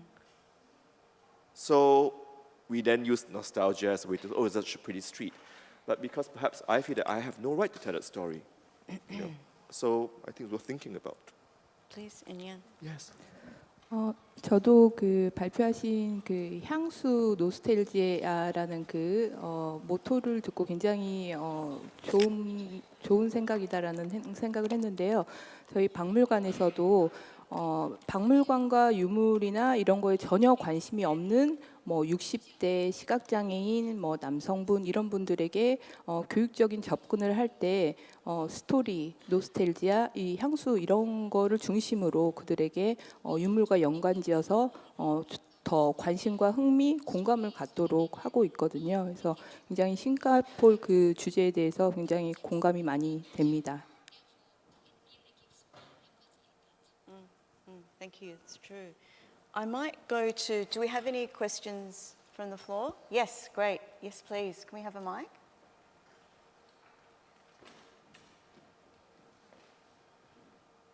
Sorry, I have no question, but I just want to comment on that question that about nostalgia. I think over here in Singapore, we are actually using shared memories.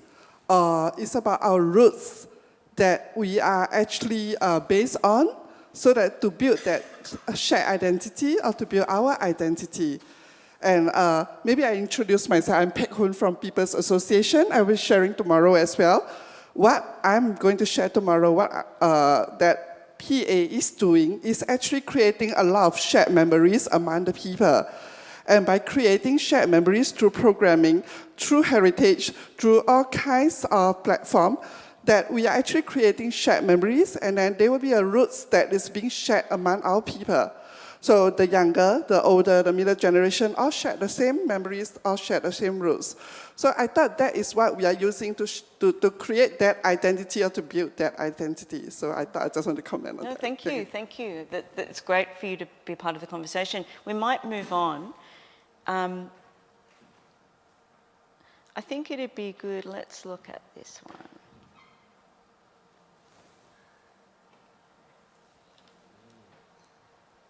How did you decide on what kind of challenge, e.g. dementia, to tackle, and what made you decide to tackle that instead of another? I mean, how do you privilege what to focus on? I guess, who wants to take that? I could start. There was, within the university, and a lot of research was coming in, and we're learning more and more about dementia, and we're learning about, and the Alzheimer's Society was really promoting and getting involved in going out there. And with the university, they were working to really get a better understanding and to help, because it's just an aggressive, crazy disease, and it is affecting so many people, and the more stories and things we were talking about in people, it was just really kind of gathering a lot of momentum. And so we were really kind of fortunate to kind of partner with them and to get a better grasp of dementia, and then that kind of spiraled into a lot more projects and prep. So I don't know if we really kind of wanted to just go there ourselves, but it kind of just seemed to be coming to us. And there was a lot of arts and health and well-being people in the organization that said, we're not really designing properly for this. We're not really taking, so maybe this is where we start, and then, you know, we can kind of branch out from there. So I vowed that everybody on my team would become a dementia friend, which means you go on a course and you learn quite playfully and very memorably, so you can understand about dementia. And then the next level of that is becoming a dementia champion.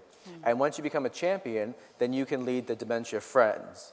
So that it wasn't about everyone coming and certain people just coming and doing the same training. It was actually just kind of expanding and expanding. So everybody on my team was a friend. All my managers, including myself, are champions.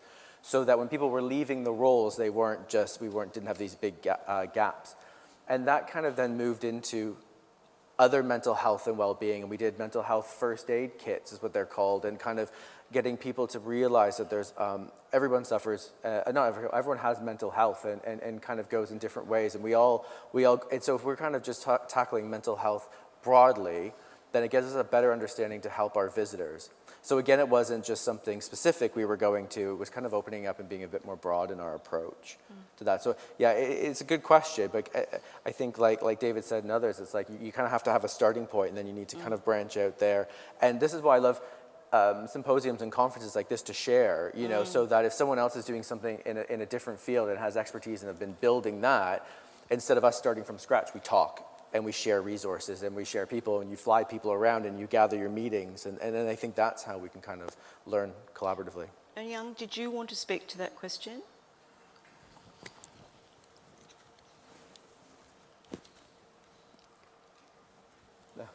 No? They're waiting for me to finish.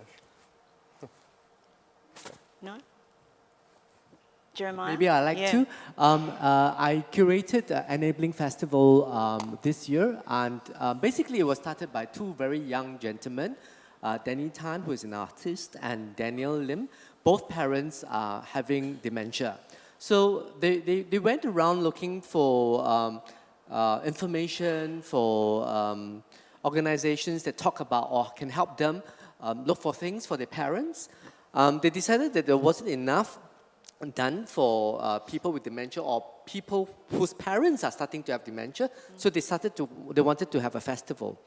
And one of the things that pushed them forward is when they bring their parents out and the parents are having a meltdown, you know, they felt embarrassed and they felt that the public didn't understand why there's a dementia person not able to cross a zebra crossing because they can't see the black. They saw the black as a whole, you know, and they won't want to move forward, and therefore it was difficult trying to make them cross the road. And the audience or the people around them started to like look at this fiasco that's happening, and they felt, oh dear, I'm embarrassed, therefore I'm not going to take my parents out anymore. And it's as simple as wearing a white shirt with white buttons. They can't see the white buttons on the white shirts. And therefore they will not wear that shirt because it's not that I am not able to button my own clothes, but it's because I can't see white on white. So having this little information will help us start to empathize, not just people with dementia, but the caregivers and the people around people with dementia. And therefore, it was a very important learning curve for me curating this. It went down to font sizes, colors, what kind of font that they can recognize. It's not just for the people to come, but for the people with dementia wanting to come as well. And this very important thing about the safe space, because we had a postmortem immediately after the festival, and they say, oh, it was very, very successful, let's do it in a bigger space. I went, no. I thought that the National Design Center was the perfect space for it because it wasn't easily accessible to thousands and thousands of people walking along like in a shopping mall, so that I have a safe private space to be able to share stories about my parents, about myself, about potential people, because these are very private stories. So I think it's not just about giving a platform or doing a festival, but understanding everything around it. Yeah. And that speaks to your point, Chad, too, about the notion of, sustaining and maintaining that sense of intimacy at scale. Yeah, absolutely. And again, like really, if you start designing for access, it opens everything up for all people. I mean, like people look at my phone and they're just like, why aren't you wearing glasses? Because my font's so big. And it's just like, well, I prefer it and I have the option to do that. So we want to be able to have people who can kind of come in and almost curate their own experiences. And we've kind of just put things out there and you can kind of choose at will. So one of the points I didn't raise before was all of the accessible and additional support material was always, we have large print, ask a member of the team. Here's a raised image you can feel, ask a member of the team. We have this, and it just went on and on and on. And then it was like, well, why don't we just put them out there freely? And people can choose and use whenever they want. And just kind of, maybe people are embarrassed or they don't want to ask or they feel like, why should I have to ask for additional support? So we started to build that into everything we do. Hence the materials in yellow now, because it was nice, it was easy. And if it opens up for access, then we should be doing that for everything and take that notion of how we build for everybody. I think we're going to need to wrap up soon, but I've got a final question here that I think it's a nice one because it's both pragmatic and creative, which is what this is all about, presumably. So removing physical barriers can be costly. So just thinking about creative and economical ways to kickstart this process, and I guess that's a nice segue from what we were just talking about. Yeah. It's like, it's the whole issue of starting now. Where do you start and what are some sort of, I guess, economical and creative ways to start? Who wants to take that? Jeremiah is going to take it. It's burning for me because I don't think it is not impossible, okay? Like an example is for me to create a concert. And for me, if the concert is meant to be for everybody, then I will have to compromise on the lighting, on the sound and all that because if you're creating a concert for people with autism, then sudden lighting, sudden sound would be, they will react or respond against it. So what I did was that we wanted to have two concerts, one in the afternoon and one in the evening. And the afternoon concert would be children-friendly. That means I don't mind if the child runs around in the concert space. It's brighter than usual. We don't use so much haze. The sound level is not as loud as a usual concert. The evening concert can be, in that. It is just having to think through a little bit more. It just starts very gradual, small steps that we can make. And eventually we find a balance that I can have the concert that can serve everyone without having to compromise, the maximum enjoyment of a concert. Yeah. And I would just say you got to start with the end in mind. So if you're going to do that, then your budget should reflect that. So if you're going to do a project or a performance or a program and you're looking at how you're going to finance that, the access should already be costed in there. So it's not being like, right, we're going to do it, now we need to try this and change this and do this. So until we can kind of get into the notion of actually doing that at the very beginning, then they won't be costly because that's just how much the project would cost. I think from the facilities planning or architectural conservation point of view would be sometimes talk about what you're really trying to do and what's the value. So it may be very nice to have a wonderful children's gallery in an antique 19th century space. But if you have to spend £10 million doing that to bring all such, maybe it's better to put that money into a brand new space in the next block and use the 19th century space for something else that will be equally meaningful but will present less challenges. So I think we just need to figure out what we are trying to protect, what we're trying to create, and find alternatives that we can agree on.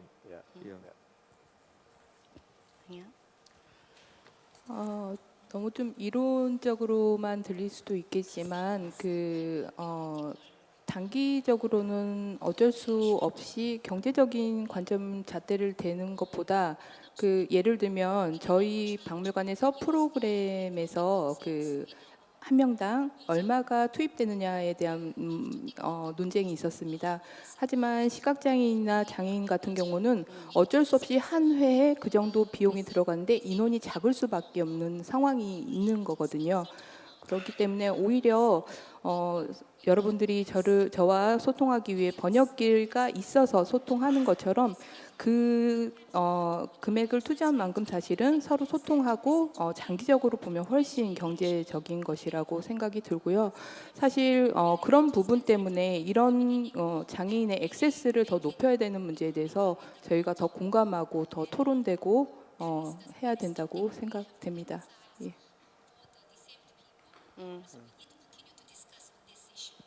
I agree.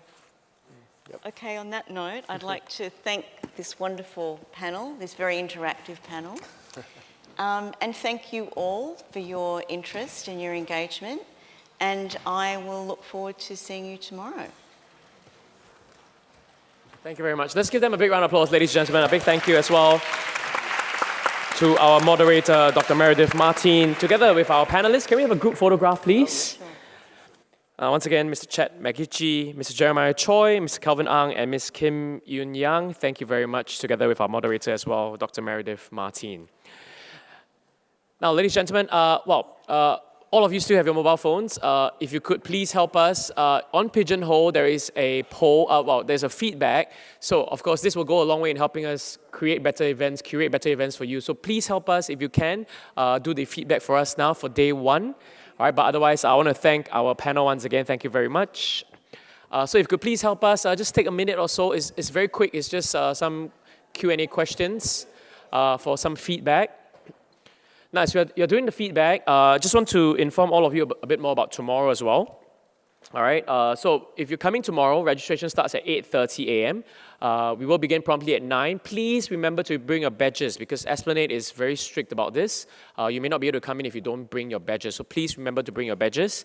Also, I want to let all of you know as well, in case you haven't noticed, now on the top right-hand side, we do have a very talented graphic recorder, Miss Wendy, who has very well captured all our discussions today. So on the way out, you can take a look at, yes, it's on the screen. All right, so very beautiful images captured graphically.